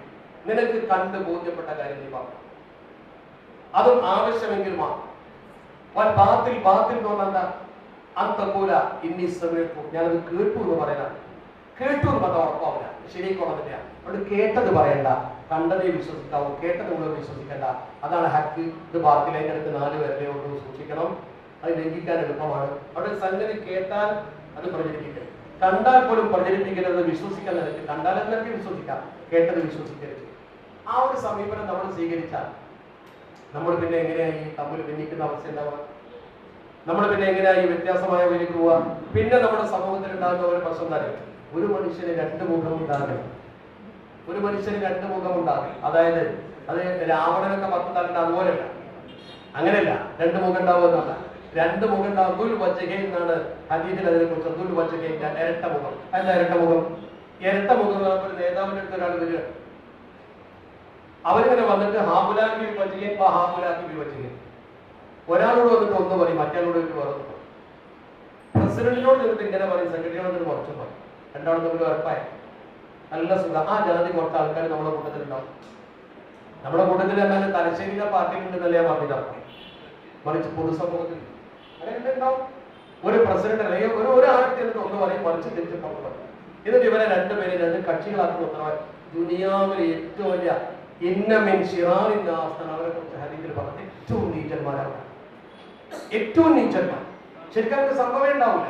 ഒരാളോട് ചെന്നിട്ട് ഒന്ന് പറയും, മറ്റേ ചെന്നിട്ട് രണ്ടാളോട് രണ്ടഭിപ്രായം പറയുന്ന ദുൽവജ്ഹൈൻ. ഈ ദുൽവജ്ഹൈനിൽപ്പെട്ട ആൾ ആരാണെങ്കിലും ശരി, അയാൾ ചെയ്യുന്ന 100% തെറ്റാണ് എന്ന് ഇസ്ലാം പഠിപ്പിച്ചത്. അപ്പൊ നമ്മളൊരിക്കലും ഈ ഇരട്ട മുഖത്തിന്റെ ഉടമകളാകാൻ പാടില്ല. അതോടൊപ്പം തന്നെ ഒരു നേതാവ് ശ്രദ്ധിക്കേണ്ട വളരെ പ്രധാനപ്പെട്ട ഒരു കാര്യമില്ല. പലപ്പോഴും പല നേതാക്കളും അബദ്ധത്തിൽ ചാടുന്നത് തന്റെ കൂടെ നിൽക്കുന്ന ചില സഹായികളെ കൊണ്ടാണ്. നേതാവ് ക്ലീനായി, പക്ഷെ മുമ്പേ കാര്യം നടത്തുന്ന ഒരാൾ കൂടെ ഉണ്ടാവും. അത് ആരാണ്, ഏത് പേര് അറിയപ്പെടുന്ന സഹായി അല്ലെങ്കിൽ കൂട്ടുകാരൻ അല്ലെങ്കിൽ എന്തറിയപ്പെട്ടാലും ശരി, അവരെ ചിലപ്പോൾ കാര്യം നടത്തുക. അല്ലാഹുവിന്റെ റസൂൽ പറഞ്ഞൊരു കാര്യമുണ്ട്, ഇദാ അറാദല്ലാഹു ബിൽ അമീരി ഖൈറ. ഒരു നേതാവിന് അല്ലാഹു ഖൈർ ഉദ്ദേശിച്ചാൽ, ഒരു നേതാവിനെ കൊണ്ട് അല്ലാഹു നന്മ ഉദ്ദേശിച്ചാൽ, ജഅല ലഹു വസീറ സിദ്ഖിൻ, നല്ല സത്യസന്ധനായ ഒരു സഹായിയെ വെച്ചു. അല്ലാത്തവർക്ക് ആദ്യം വരുന്നു. എത്രയോ ആളുകൾ തങ്ങളുടെ കൂടെയുള്ള ആളുകളെ കൊണ്ട് വഞ്ചനപ്പെട്ടിട്ടുണ്ട്. കൂടെയുള്ള ആളുകളെ കൊണ്ട് വഞ്ചനപ്പെടാൻ പാടില്ല. അപ്പൊ നമ്മുടെ കാര്യം നമ്മൾ അറിയാതെ ഇയാളുടെ ഏറ്റെടുത്തിട്ട് ഞാൻ ശരിയാക്കി തരാം, അല്ലെ ഞാൻ ചെയ്തോളാം എന്ന് പറഞ്ഞ് ഇയാൾ അറിയാതെ ചില വ്യവഹാരങ്ങൾ നടത്തുന്ന ആൾക്കാരുണ്ടാവും. ആ ഉയർന്ന സ്ഥാനത്തിരിക്കുന്ന ആളുകളിൽ പലപ്പോഴും അങ്ങനത്തെ ആൾക്കാരുണ്ടാവും. അവരെ ചെയ്യുന്ന പ്രവർത്തനം ഒരുപക്ഷെ ഈ പാവം അറിയുന്ന പോലും ഉണ്ടാവില്ല. എല്ലാം കഴിഞ്ഞതിന് ശേഷം അദ്ദേഹത്തെ അറിയും, ആ നേതാവിന് ഒരു കക്ഷിയാവില്ല, അയാൾ നിഷ്കളങ്കനായിരിക്കും. പക്ഷെ അയാൾക്ക് വേണ്ടി ചെയ്ത ഈ പ്രവർത്തനം വലിയ തിരിച്ചടി ഉണ്ടാവും. ചില തോൽവികളൊക്കെ അതുകൊണ്ട് വരും, ചില വെറുപ്പുകളൊക്കെ അതുകൊണ്ട് വരും. വളരെ സൂക്ഷിക്കണം, ശ്രദ്ധിക്കണം, വളരെ ശ്രദ്ധിക്കണം. ഞാൻ ഇത്തരം ചില കാര്യങ്ങളെ കുറിച്ച് നമ്മുടെ ഇടയിലുള്ള കാര്യങ്ങളെ കുറിച്ച് പറയണമെന്ന് സൂചിപ്പിച്ചതുകൊണ്ടാണ്. അപ്പൊ ശരിക്കും നമ്മൾ എല്ലാവരും, നിങ്ങൾ ഓരോരുത്തരും നേതൃഗുണം ഉൾക്കൊള്ള 5 കാര്യം. ഭൗതികമായി നമ്മൾ നേതൃഗുണത്തെ കുറിച്ച് പഠിക്കുമ്പോൾ ഏറ്റവും ചുരുങ്ങിയത് ഒരു 6-7 കാര്യങ്ങൾ ശ്രദ്ധിക്കണം എന്ന് പറയുന്നത്. ഇതൊരു രാഷ്ട്രീയ പഠന ക്ലാസ് ആയതുകൊണ്ട് നമുക്ക് വേണ്ട കാര്യമായിട്ടുള്ള ഞാൻ പറയുന്നത്. രാഷ്ട്രീയ ചരിത്രത്തിലേക്ക് വേറെ വരാം, മുസ്ലിമിന്റെ ചരിത്രം വിശദമായി പറയണമെങ്കിൽ പറയാം. ഒന്നാമതായി ഒരു നേതാവിന് വേണ്ടത് അഡ്മിനിസ്ട്രേഷൻ സ്കില്ലാണ്. സംഗതി ശരിക്കും കൊണ്ടുപോകാൻ കഴിയുമാണ്, അല്ലാത്ത സ്ഥലത്ത് വരരുത്. അഡ്മിനിസ്ട്രേഷൻ എന്ന് പറഞ്ഞാൽ വളരെ പ്രധാനം. അടുത്ത ഈ സദസ്സിന്റെ അധ്യക്ഷത അടക്കിയെടുക്കാൻ കഴിയും, ഒരു പ്രശ്നം ഉണ്ടായാൽ സോൾവ് ചെയ്യാൻ കഴിയും. അത് വളരെ പ്രധാനമാണ്. ഒരു അധ്യക്ഷൻ ശരിക്കും നമ്മുടെ സമൂഹത്തിൽ ചെയ്യേണ്ടത് എന്താ പോലെ ഒരു നേതാവ് ചെയ്യുന്ന കാര്യം അഡ്മിനിസ്ട്രേഷൻ സ്കില്ലുമാണ്. ആ സ്കില്ല് വളരെ പ്രധാനമാണ്. രണ്ടാമത്തെ ഒന്ന് വേണ്ടത് 7 കാര്യം പറയുന്നത്. ഒന്ന് വേണ്ടത് അഡ്മിനിസ്ട്രേറ്റീവ് സ്കില്ല്. അഡ്മിനിസ്ട്രേറ്റീവ് സ്കില്ല് എന്ന് പറഞ്ഞാൽ ഭരണപാഠം എന്നായിരുന്നു. ഭരണപാഠമില്ലാത്ത ഒരാളെ തലപ്പത്ത് വെച്ച സംഗതി നടക്കൂല. എന്താ കാര്യം? ഒരാൾ നമ്മൾ പ്രസിഡന്റ് ആക്കി വെച്ചു, ഒരാൾ നമ്മൾ സെക്രട്ടറി ആക്കി വെച്ചു, അയാളെ മാനിച്ച് പ്രസിഡന്റ് ആക്കിയതാണ്. അയാൾ ഇങ്ങനെ ഇരിക്കും, കാര്യങ്ങൾ വേറെ നടക്കും. അയാൾക്ക് അഡ്മിനിസ്ട്രേറ്റീവ് സ്കില്ല് ഇല്ലെങ്കിൽ അയാൾ പേരിൽ പലരും നടന്നു പോകണം. അഴിമതിക്കാർക്കും തെറ്റായി ചിന്തിക്കുന്നവർക്കും വഴി തുറന്നു കൊടുക്കലാണ്. രണ്ടാമത്തെ പ്രധാനപ്പെടുന്ന മെച്യൂരിറ്റി, പക്വതയില്ലാത്ത ആൾക്കാരെ നേതൃസ്ഥാനത്തേക്ക് കൊണ്ടുവരും. ഞാൻ പറയുന്നത് സ്റ്റേറ്റിലേക്ക് നേതാക്കളെന്നല്ല ഉദ്ദേശിക്കുന്നത്. നിങ്ങളെ വാർഡില്, നിങ്ങളെ പ്രദേശത്തൊക്കെ നിങ്ങൾ പാലിക്കണം. ഒരാളെ നമ്മുടെ തലപ്പത്ത് ഇരിക്കുമ്പോൾ നോക്കണം, മെച്യൂരിറ്റി, പക്വത വേണം. പക്വത ഇല്ലാത്തവർ എന്ത് ചെയ്യുന്നറിയോ? അസ്ഥാനത്ത് സംസാരിക്കും, വേണ്ടാത്തത് പറയും. അങ്ങനെയാണ്. ഇപ്പോ ഹദീസിലൊക്കെ പറയുന്ന പ്രധാനപ്പെട്ട കാര്യങ്ങൾ നമുക്ക് ഒരിക്കലും ഉൾക്കൊള്ളാൻ കഴിയാത്തൊരു കാര്യം. ഉദാഹരണമായിട്ട് ഞാൻ ഉദാഹരണം പറയാം. അപ്പൊ നമ്മള് ഇവിടെ യോഗം ചേർന്നു. ആ യോഗത്തിൽ ഒരു മെമ്പർ എന്ന രീതിയിൽ ഒരാൾ വന്നിട്ട് ആ സമിതിയിലെ ഒരു അംഗം ഒരു അഭിപ്രായം പറഞ്ഞു. നിങ്ങൾക്കൊക്കെ ഉണ്ടാവുന്ന ഒരു കാര്യമാണ്. പാർട്ടി പ്രവർത്തന രംഗത്തും സംഘടനാ പ്രവർത്തനങ്ങൾക്കും നമ്മൾ മനസ്സിലാക്കേണ്ട ഒരു കാര്യമാണ്. ഇസ്ലാം പഠിപ്പിച്ചാണ്. ഒരാൾ വന്നിട്ട് നമ്മളൊരു ചർച്ചകൾ നടത്തുന്ന സമയത്ത് നമ്മുടെ പാർട്ടിയുടെ വേദിയിൽ ഒരു അഭിപ്രായം പറഞ്ഞു. ആ അഭിപ്രായം ആരും സ്വീകരിച്ചില്ല. ആ അഭിപ്രായം സ്വീകരിച്ചില്ല. ആ അഭിപ്രായം തള്ളിയാണ്. ആ അഭിപ്രായം പറഞ്ഞ ആള് അല്ലാഹുവിനെ ഭയപ്പെടുന്ന ആളാണെങ്കിൽ അയാൾ അപ്പൊ അൽഹംദുലില്ലാ എന്ന് പറയണം. അൽഹംദുലില്ലാ എന്ന് പറയുന്ന കാരണം ആ പറഞ്ഞ അഭിപ്രായം നടപ്പാക്കിയിട്ട് അതിന്റെ പേരിൽ എന്തെങ്കിലും കുറവോ പ്രശ്നങ്ങളോ ഉണ്ടാവുകയാണെങ്കിൽ അതിന് രക്ഷപ്പെട്ടാൽ അൽഹംദുലില്ലാ. നേരെ മറിച്ച് നമ്മുടെ ഒരു അഭിപ്രായം സദസ്സിൽ വന്ന് പറഞ്ഞു, ഒരു ചർച്ചയിൽ അത് എല്ലാവരോടും സ്വീകരിച്ചു, അത് മിനിസാക്കി, അത് നടപ്പാക്കാനും തീരുമാനിച്ചു. അങ്ങനത്തെ ഒരു ഘട്ടം വന്നാൽ എന്താ ചെയ്യേണ്ടത്? ആ പറഞ്ഞ ആള് അസ്തഗ്ഫിറുല്ലാഹ് മനസ്സിൽ പറയണം. എന്താ കാരണം? എന്റെ അഭിപ്രായം സ്വീകരിച്ചിട്ട് നടപ്പാക്കിയിട്ട് കുറച്ച് എന്റെ പേരിൽ എന്തെങ്കിലും പ്രശ്നം ഉണ്ടായാലും എന്തെങ്കിലും ബുദ്ധിമുട്ടുണ്ടായാലും അതിനെ രക്ഷപ്പെടുത്തണേ. അപ്പൊ ബുദ്ധിമുട്ടുണ്ടാവില്ല എന്ന് നമ്മൾ നേരെ തിരിച്ചാൽ നമ്മുടെ യോഗത്തിൽ വന്നിട്ട് അഭിപ്രായം പറഞ്ഞാൽ നമ്മുടെ അഭിപ്രായം സ്വീകരിച്ചില്ലെങ്കിൽ എന്നാ പിന്നെ നമ്മൾ വേറെ ഗ്രൂപ്പ് അപ്പം ഉണ്ടാവും. നമ്മൾ അസ്തഗ്ഫിറുല്ലാഹ് പറയുക, നമ്മൾ പ്രശ്നം ഉണ്ടാക്കാനായിട്ട് നടക്കും. അത് പൊതുസ്വഭാവമാണ്. നമ്മുടെ അഭിപ്രായം സ്വീകരിക്കണമെന്ന് നമ്മൾ ഒരിക്കലും വാശി പിടിക്കാൻ പാടില്ല. നമ്മുടെ അഭിപ്രായം നല്ലതാണെങ്കിൽ അള്ളാഹു ജനങ്ങളെ മനസ്സിലേക്ക് അടുപ്പിക്കുന്നു. ആ ഒരു മെച്യൂരിറ്റി കാണിക്കണം. നമ്മൾ പറഞ്ഞത് കേട്ടില്ലെങ്കിൽ നമ്മൾ പെട്ടെന്ന് ദേഷ്യം പിടിക്കാനോ ഇട്ടറിഞ്ഞ് പോകാനോ പാടില്ല. ഇത് ബാധ്യതയാണ്. മെച്യൂരിറ്റി പ്രധാനമാണ്. അതുപോലെ തന്നെ മെന്റൽ എബിലിറ്റി മൂന്നാമത്തത്, ഒരു മാനസികമായ കഴിവ്. ചില ആളുകൾക്ക് ചില പ്രവർത്തനങ്ങളെ കുറിച്ച് അത് നടക്കുമെന്ന് വെച്ച് തല കഴിയും, അതോടെ കഴിയുക. അങ്ങനെയല്ല, നടത്തണം, നമ്മൾ കഴിയും എന്നുള്ള ഒരു ശരിക്കൊരു മെന്റൽ എബിലിറ്റി ഉണ്ടെങ്കിൽ ചില പ്രതിസന്ധികളൊക്കെ വരുമ്പോൾ പതറാൻ പാടില്ല. അതുപോലെ തന്നെ മറ്റൊന്നാണ് സെൽഫ് കോൺഫിഡൻസ്, ആത്മവിശ്വാസം. അതിനാദ്യം നിങ്ങൾ ചെയ്ത ഞാൻ നിൽക്കുന്ന സ്ഥലം പവിത്രമാണെന്നും ഈ സംഘശക്തി നേതൃത്വം കൊണ്ടുവന്ന മഹാന്മാരാണെന്നും ഇത് പടച്ചറപ്പിരുന്ന് കൂലി കിട്ടുന്ന ഏർപ്പാടാണെന്ന് മനസ്സിലാക്കി സമുദായത്തെ ഒന്നിപ്പിക്കാൻ പറ്റിയ ഒരു പ്ലാറ്റ്ഫോമാണത് എന്ന വിശ്വാസത്തോടു കൂടി പ്രവർത്തിക്കണം. എല്ലാ രാഷ്ട്രീയ പാർട്ടിയെ പോലെ ഒരു രാഷ്ട്രീയ പാർട്ടിയാണ് ഇത് എന്ന് കരുതി പ്രവർത്തിച്ചാൽ പറ്റില്ല. അങ്ങനെ പ്രവർത്തിക്കുമ്പോൾ അതിന്റെ ഗുണം കിട്ടില്ല. അതുപോലെ തന്നെ പ്ലാനിങ് കപ്പാസിറ്റി വേണം. എന്തൊക്കെ നമ്മൾ ചെയ്യണമെന്നതിനെ കുറിച്ചുള്ള ഒരു കാഴ്ചപ്പാടുള്ളവനാകണം നേതാവ്. അല്ലെങ്കിൽ പിന്നെന്താ, യോഗം ചെയ്താൽ പിന്നെ ഒരു പുതിയ പദ്ധതി ഉണ്ടാവില്ല. ആവശ്യമുള്ള പദ്ധതികളെ കുറിച്ച് പ്ലാൻ ചെയ്യാൻ കപ്പാസിറ്റി വേണം. അതിന്റെ ബ്രോഡ് ഇൻട്രസ്റ്റ്, നേരത്തെ പറഞ്ഞ ബദലും ചെയ്യാൻ വിശാല കാഴ്ചപ്പാട്, എല്ലാവരും ഒരുപോലെ കാണാൻ കഴിയണം. പ്രതിപക്ഷ ബഹുമാനം പോലും വേണം. മറ്റൊന്നാണ് ഫെയ്ത്ത്ഫുൾനെസ്. ആദ്യം പറഞ്ഞ സിദ്ദിഖുല്ലമില്ല, സത്യസന്ധത. സത്യസന്ധത ഇല്ലാത്ത ഒരു നേതാവ് വിജയിക്കില്ല, വളരെ പ്രധാനമാണ്. അപ്പൊ ശരിക്കും സെൽഫ് കോൺഫിഡൻസ് ഉണ്ടെങ്കിൽ നമുക്ക് പേടിയില്ലല്ലോ. ഇപ്പൊ കായികവിലത്ത് മുസ്ലിം ലീഗ് കെട്ടിപ്പടുത്തുകൊണ്ട് മുന്നോട്ട് വരുമ്പോ കായികവിലത്തിനോട് പറഞ്ഞല്ലോ, കായികവിലത്തിനോട് പറഞ്ഞു നിങ്ങൾ നിർത്തി വെക്കില്ല എന്ന് പറഞ്ഞു. അങ്ങനെ കായികവിലത്ത് മുസ്ലിം ലീഗ് കെട്ടിപ്പടുത്ത് മുന്നോട്ട് വരുമ്പോ ഇന്ത്യയിൽ ഒരുപാട് എതിർപ്പുണ്ടായി. പാകിസ്ഥാൻ നിങ്ങൾ വാങ്ങി, ശരിക്കും നമ്മൾ വാങ്ങിയതല്ല, അത് വേറെ കാര്യം, വേറെ ചർച്ച ചെയ്യുന്നതാണ്. നമ്മുടെ പുതുതലമുറക്കൊക്കെ അങ്ങനെ തോന്നലുണ്ട്, നമ്മൾ പിടിച്ചു വാങ്ങിയൊന്നല്ല പാകിസ്ഥാൻ ഈ രാജ്യത്ത് ഉണ്ടായത് ഇവിടുത്തെ വർഗീയവാദികളുടെ ചില നിലപാടിന്റെ പശ്ചാത്തലത്തിലാണ്. ആ ഒരു പശ്ചാത്തലത്തിൽ കായികവിരുദ്ധ മുസ്ലിം ലീഗ് ഇവിടെ ഉണ്ടാക്കിയപ്പോൾ ചിലർ പറഞ്ഞു ഇവിടെ എന്തിനാ മുസ്ലിം ലീഗ്, പാകിസ്ഥാനിലല്ലേ ഉണ്ടാവുന്നത്, അവർക്ക് അവകാശം കിട്ടിപ്പോയില്ല, പിന്നെ എന്തിനാ ലീഗ്, അവിടെ അവരൊക്കെ പാകിസ്ഥാനിലേക്ക് പോകണം. അങ്ങനെ പാകിസ്ഥാനിലേക്ക് പോകണമെന്ന് ഒരു പത്രപ്രവർത്തനം കായികവിരുദ്ധ നിങ്ങൾ ഇന്ത്യയിലെ മുസ്ലിങ്ങൾക്ക് രാഷ്ട്രീയ പാർട്ടി ഉണ്ടാക്കുന്നു. ഇന്ത്യയിലെ ഒരു വിഭാഗം ആളുകൾ പറയുന്നു നിങ്ങൾക്ക് പാകിസ്ഥാൻ കിട്ടി, അവിടെ നിങ്ങളൊക്കെ പാകിസ്ഥാനിലേക്ക് പോകണം എന്ന് ഒരു വിഭാഗം പറയുന്നു എന്ന് പറഞ്ഞപ്പോ കായികവിരുദ്ധ വളരെ പക്വതയുള്ള മനുഷ്യനാണ്, വെച്ചിട്ട്. പക്ഷെ അദ്ദേഹം കേട്ട് സഹിച്ച ആ ആരോപണത്തിന്റെ മുമ്പിൽ ശക്തമായ മറുപടി പറഞ്ഞു. അത് പറയേണ്ട സ്ഥാനത്ത് പറയേണ്ടി വരും. കായികവിരുദ്ധ തന്നു പറഞ്ഞ വാക്കെന്നറിയോ, ഇന്ത്യയിൽ ജനിച്ച ഒരു പൊതുവിനോട് പോലും ഇന്ത്യയിൽ നിന്ന് പുറത്തു പോകാൻ പറയാൻ ആർക്കാണ് ഇവിടെ അധികാരം നയിച്ചത്? പത്രത്തിൽ അങ്ങനെ തന്നെ നിരത്തി വന്നത്. കായികവിരുദ്ധ പത്രക്കാരന് പറഞ്ഞു nobody has got the right. ആർക്കവിടെ അധികാരം എന്നാണ് ചോദ്യം. Nobody has got the right. ആർക്കാണ് അധികാരമുള്ളത്? To ask even a mosquito which has been born in India. ഇന്ത്യയിൽ ജനിച്ച ഒരു കൊതുകിനോട് പോലും പറയാൻ ആർക്കാണ് അവകാശമുള്ളത്?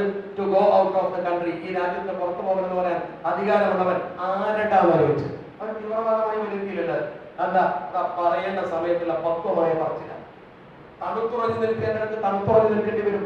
മിതത്വം പാലിക്കേണ്ട സമയത്ത് മിതത്വം പാലിക്കേണ്ടി വരും. ശക്തമായി പറയേണ്ട സമയത്ത് ശക്തമായി പറയേണ്ടി വരും. അതാണ് നേതാവ്. അതാണ് കായികവിരുദ്ധ മുഹമ്മദ് ഫൈസായി കാണിച്ച മാതൃക. അത് തീവ്രതയല്ല, അത് പക്വതയാണ്. ഇന്ത്യയിൽ ജനിച്ച ഒരു കൊതിയോട് പോലും പുറത്തു പറയാൻ ആർക്കവിടെ അധികാരം ലഭിച്ചു? ഞങ്ങൾ സ്വാതന്ത്ര്യം വാങ്ങിയ രാജ്യമാണ്. ഇവിടുത്തെ ഹിന്ദുവും മുസ്ലിമും ക്രിസ്ത്യാനിയും ഒരുമിച്ച് സ്വാതന്ത്ര്യം വാങ്ങിയ നാട്ടിൽ നിന്ന് ഒരു കൂട്ടരെ പുറത്താക്കാൻ ആർക്കും അധികാരം? കാരണം ഇന്ത്യ മഹാരാജ്യത്ത് മതേതരത്വം വേണ്ടവർക്ക് ഇവിടെ നിൽക്കാം, മതപരമായ രാജ്യം വേണ്ടവർക്ക് അങ്ങോട്ട് പോകാമെന്ന് പറഞ്ഞു. അപ്പൊ നമ്മുടെ കാരണന്മാർ ഇവിടെ നിന്നത് മതേതരത്വത്തിന് വേണ്ടിയാണ്. ആ മതേതരത്വത്തിന്റെ സംരക്ഷണത്തിലാണ് നമ്മൾ നിൽക്കുന്നത്. ആ മതേതരത്വത്തിന്റെ സംരക്ഷണത്തിന് വേണ്ടി നമ്മൾ നിൽക്കുമ്പോൾ വിമർശനങ്ങൾ ഉണ്ടാവും, ആക്ഷേപങ്ങൾ ഉണ്ടാവും, സ്വാഭാവികമല്ലേ? അവിടെയാണ് ഇസ്ലാം പറയുന്നത് വിമർശനം നടത്തുകയാണെങ്കിലും സ്ഥലം, കാലം, സാഹചര്യം നോക്കണം. നിങ്ങൾക്ക് വിമർശിക്കാം, പക്ഷെ മൂന്നും നോക്കണം: സ്ഥലം, കാലം, സാഹചര്യം. ഇസ്ലാം പഠിപ്പിച്ചതാ. എങ്ങനെ? ഇപ്പൊ ഉദാഹരണ സ്ഥലം നോക്കുക. നിങ്ങൾക്ക് വിമർശിക്കാം, നമുക്ക് എപ്പോഴും വിമർശിക്കാം. നിങ്ങൾ അതിനു വേണ്ടി യോഗം, ഒരു പ്രശ്നം നിങ്ങളുടെ മുനിസിപ്പാലിറ്റിയിൽ ഉണ്ടായി, പാർട്ടിയുമായി ബന്ധപ്പെട്ട് നിങ്ങൾ എന്ത് ചെയ്യേണ്ടത്? അത് പോസ്റ്റർ അടിക്കുക, വാട്സപ്പിൽ ഇടുക, ചർച്ച ചെയ്യുക, അങ്ങാടിയിൽ പറയുക, ഹോട്ടലിൽ ചർച്ച ചെയ്യുക, പൊതുനിരത്തിൽ ചർച്ച ചെയ്യുക. ഇതൊന്നുമല്ല. എന്തായാലും ഉടനെ പാർട്ടിയുടെ എക്സിക്യൂട്ടീവ് മീറ്റിംഗ് വിളിക്കണം. ആ മീറ്റിംഗ് വിളിച്ചിട്ട് ഇപ്പൊ സമൂഹത്തിൽ ഇങ്ങനെ പ്രശ്നം, എന്താണ് അതിന്റെ വസ്തുത ചോദിക്കണം, പഠിക്കണം. പഠിച്ചിട്ട് നിങ്ങൾ തന്നെ അതിന്റെ സത്യം പ്രചരിപ്പിക്കണം. അത് സ്ഥലം നോക്കണം. പബ്ലിക്കിൽ പറയരുത്, ഇൻഡോറിൽ ചർച്ച ചെയ്യണം. കുറവുകൾ ഉണ്ടാകാം, കുറവുകൾ ചർച്ച ചെയ്യേണ്ടത് ഇൻഡോറിലാണ്, ഔട്ട്ഡോറിലല്ല. രണ്ടാമത്തെ ഒന്നോ കാലം നോക്കണം, സ്ഥലവും കാലവും നോക്കണം, സാഹചര്യം നോക്കണം. കാലം ഏതാ? ഒരു കുഴപ്പം നമ്മുടെ പാർട്ടിയിൽ എന്തോ ഒരു അഭിപ്രായം ഉണ്ട്, ആൾക്കാരത് എവിടെ വെക്കുക? ഇലക്ഷൻ വേണ്ട, ഇലക്ഷൻ്റെ അന്നാണ് എല്ലാം കുടിക്കണം. അതല്ല, കാലം നോക്കണം. ഇലക്ഷൻ സമയത്ത് അത്തരം ഒരു വിവാദം ഉണ്ടാക്കാൻ പാടില്ല. ഇലക്ഷൻ്റെ ഒരു യുദ്ധമാണ്. ആ യുദ്ധ സമയത്ത് അവിടെ പാരവെക്കുന്ന പണിയെടുക്കാൻ പാടില്ല. എന്ത് ബുദ്ധിമുട്ട് തനിക്ക് ആരിൽ നിന്നുണ്ടായിട്ടാലും ശരി, ഇലക്ഷൻ സമയം അതിന്റെ സമയമല്ല, തെരഞ്ഞെടുപ്പ് സമയം അതിന്റെ സമയമല്ല. പാർട്ടി വിലയിരുത്തപ്പെടുന്നത് തെരഞ്ഞെടുപ്പിലാണ്.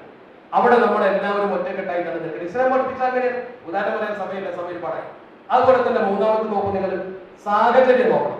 സാഹചര്യം ഉദാഹരണം പാർട്ടിയിൽ വലിയ പ്രോഗ്രാം നിശ്ചയിച്ചൊരു സമ്മേളനം നടത്താം, അല്ലെങ്കിൽ വലിയ എന്തെങ്കിലും ഒരു ക്യാമ്പയിൻ നടത്താൻ തീരുമാനിച്ചു. അപ്പൊ ഇയാൾ പറയണം, മറ്റേ പ്രശ്നം കഴിഞ്ഞിട്ട് മതി. ശരിയല്ല, അത് ശരിയല്ല. ഇത് പാർട്ടിയുടെ പ്രോഗ്രാമാണ്, അത് വിജയിപ്പിക്കാൻ പറ്റത് പറയാം. നമ്മൾ ഓരോന്നിന്റെ സമയത്ത് ചെയ്യണം. ഇലക്ഷൻ സമയം എന്ന് പറയുന്ന ആ പ്രത്യേക സമയം നോക്കി ചെയ്യാൻ പാടില്ല. ഒരു പരിപാടി വെക്കുന്ന സാഹചര്യം നോക്കാതെ അവിടെ വിമർശിക്കാൻ പാടില്ല. നേരെ മറിച്ചോ, അതിന് വേണ്ട സ്ഥലം നമ്മുടെ എക്സിക്യൂട്ടീവ് മീറ്റാണ്. അവിടെ വെച്ചിട്ട് ഒറ്റയ്ക്ക് ചർച്ച ചെയ്ത് പ്രശ്നം വരേറ്റ് താഴെ തട്ടിലേക്ക് മെസ്സേജ് കൊടുക്കണം. അതാണ് നമ്മൾ ചെയ്യേണ്ടത്. ആ ഒരു ചെയ്തി ചെയ്താൽ ഒരിക്കലും നമ്മുടെ സമൂഹത്തിൽ കുഴപ്പങ്ങളൊന്നും ഉണ്ടാവില്ല. അത്തരം ഒരു സമീപനം സ്വീകരിക്കാനും പ്രവർത്തകർ ഓരോരുത്തരും അവരവരുടെ കടമ നിർവഹിക്കാനും വേണം. നേതാവ് പ്രവർത്തകർ ഇപ്പൊ മാനേജ്മെന്റ് ട്രെയിനിങ്ങിന്റെ ക്ലാസ്സിൽ നിങ്ങൾ പോയിട്ടുണ്ടെങ്കിൽ നിങ്ങൾക്ക് ഒരു 4D കുറിച്ച് ചർച്ച ചെയ്യാം. 4D, 4D. എന്താ 4D? 1 2 അല്ലെങ്കിൽ ഡിലേ, ഡെലിഗേറ്റ്, ഡിലേ, ഡിലിറ്റ്. 4 എണ്ണം മാനേജ്മെന്റ് ട്രെയിനിലൊക്കെ പറയാൻ പോയി കുട്ടികളുടെ അറിയാം. 1 2 അല്ലെങ്കിൽ ഡെലിഗേറ്റ്, അല്ലെങ്കിൽ ഡിലേ, അല്ലെങ്കിൽ ഡിലിറ്റ്. എന്താണ് പറഞ്ഞതിനർത്ഥം? ഒരു പ്രവർത്തകൻ പാലിക്കേണ്ട, നേതാവാണെങ്കിലും പാലിക്കേണ്ട, നേതാവിന്റെ വേണ്ടി നേതാവ് ഉണ്ടാവും. നമ്മൾ മൊത്തം സംഘശക്തിയിൽ പാലിക്കണം. എപ്പോൾ ഒരു യോഗം കൂടി കാര്യം തീരുമാനിച്ചു, ഒരു യോഗം കൂടി ഒരു കാര്യം തീരുമാനിച്ചു, നമ്മൾ നടപ്പാക്കാൻ തീരുമാനിച്ചു, മിനിറ്റ്സിൽ എഴുതി, അതിന്റെ കാര്യങ്ങളൊക്കെ സർക്കുലറായി വന്നു. ഇനി അടുത്തൊരു ദിവസം നമ്മൾ ഡേറ്റ് നിശ്ചയിച്ചിട്ടുണ്ട്. അന്ന് അതിന്റെ പുരോഗതി വിലയിരുത്താൻ വേണ്ടി നിശ്ചയിച്ച ഒരു സംഘടനാ പ്രവർത്തന കടമെന്ന് പറയുന്നത് അത് ചെയ്യണം.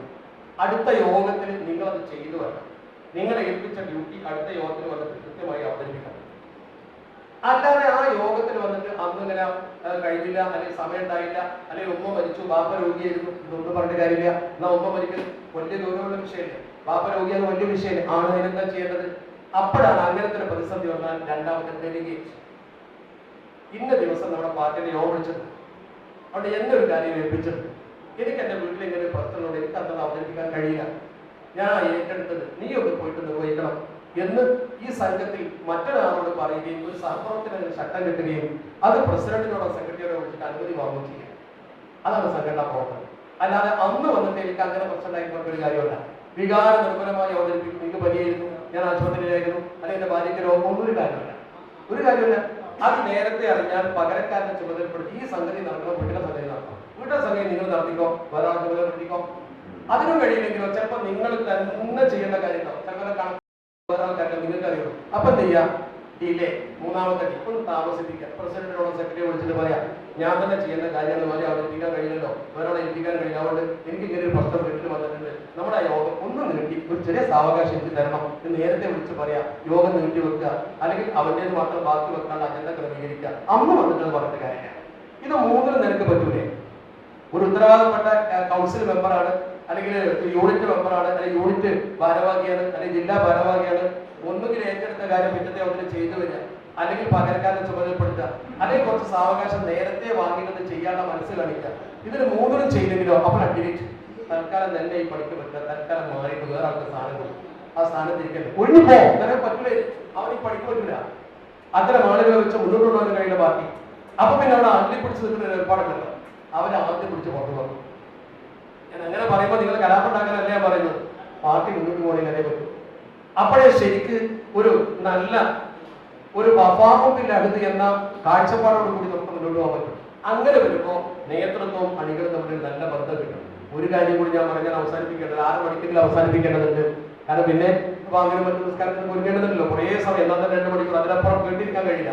മറ്റൊരു അവസരത്തിൽ ബാക്കിയാവാം. കുറേ സമയം കേൾക്കുമ്പോൾ നിങ്ങൾക്ക് ഒരു മരവിപ്പുണ്ടാവും. കാരണം അത്ര സുഖകരമായ കാര്യം എന്നല്ലല്ലോ നമ്മൾ പറയുന്നത്, കഥയല്ല പറയുന്നത്, ചിലർക്കൊക്കെ മനസ്സിൽ കൊള്ളുന്ന കാര്യമാണ് പറയുന്നത്. അങ്ങനെ വിഷമിക്കുന്നവരുണ്ടാവും, സന്തോഷിക്കുന്നവരുണ്ടാവും. ഞാൻ 2 കൂടി പരിഗണിച്ചിട്ടില്ല. ഞാനീ പറയുന്നത് ഒരു വസ്തുതയാണ്. അള്ളാഹുവിന്റെ ദീനിന്റെ സംഘടിത രൂപം ഞാൻ പറയും, അല്ലാതെ മോഹങ്ങളൊന്നുമില്ല, രാഷ്ട്രീയപരമായ ഒരു മോഹം ഉണ്ടായിട്ടല്ല. പക്ഷേ ഇതിനു വേണ്ടി ത്യാഗം ചെയ്യുന്ന കുറെ നേതാക്കളുണ്ടാവും, ത്യാഗം ചെയ്യുന്ന കുറെ പ്രവർത്തകരുണ്ടാവും, നല്ല കുറെ മനസ്സിലുള്ള ആളുകളുടെ കൂട്ടായ്മ കൊണ്ടാണ് ഇവിടെ എത്തിയത്.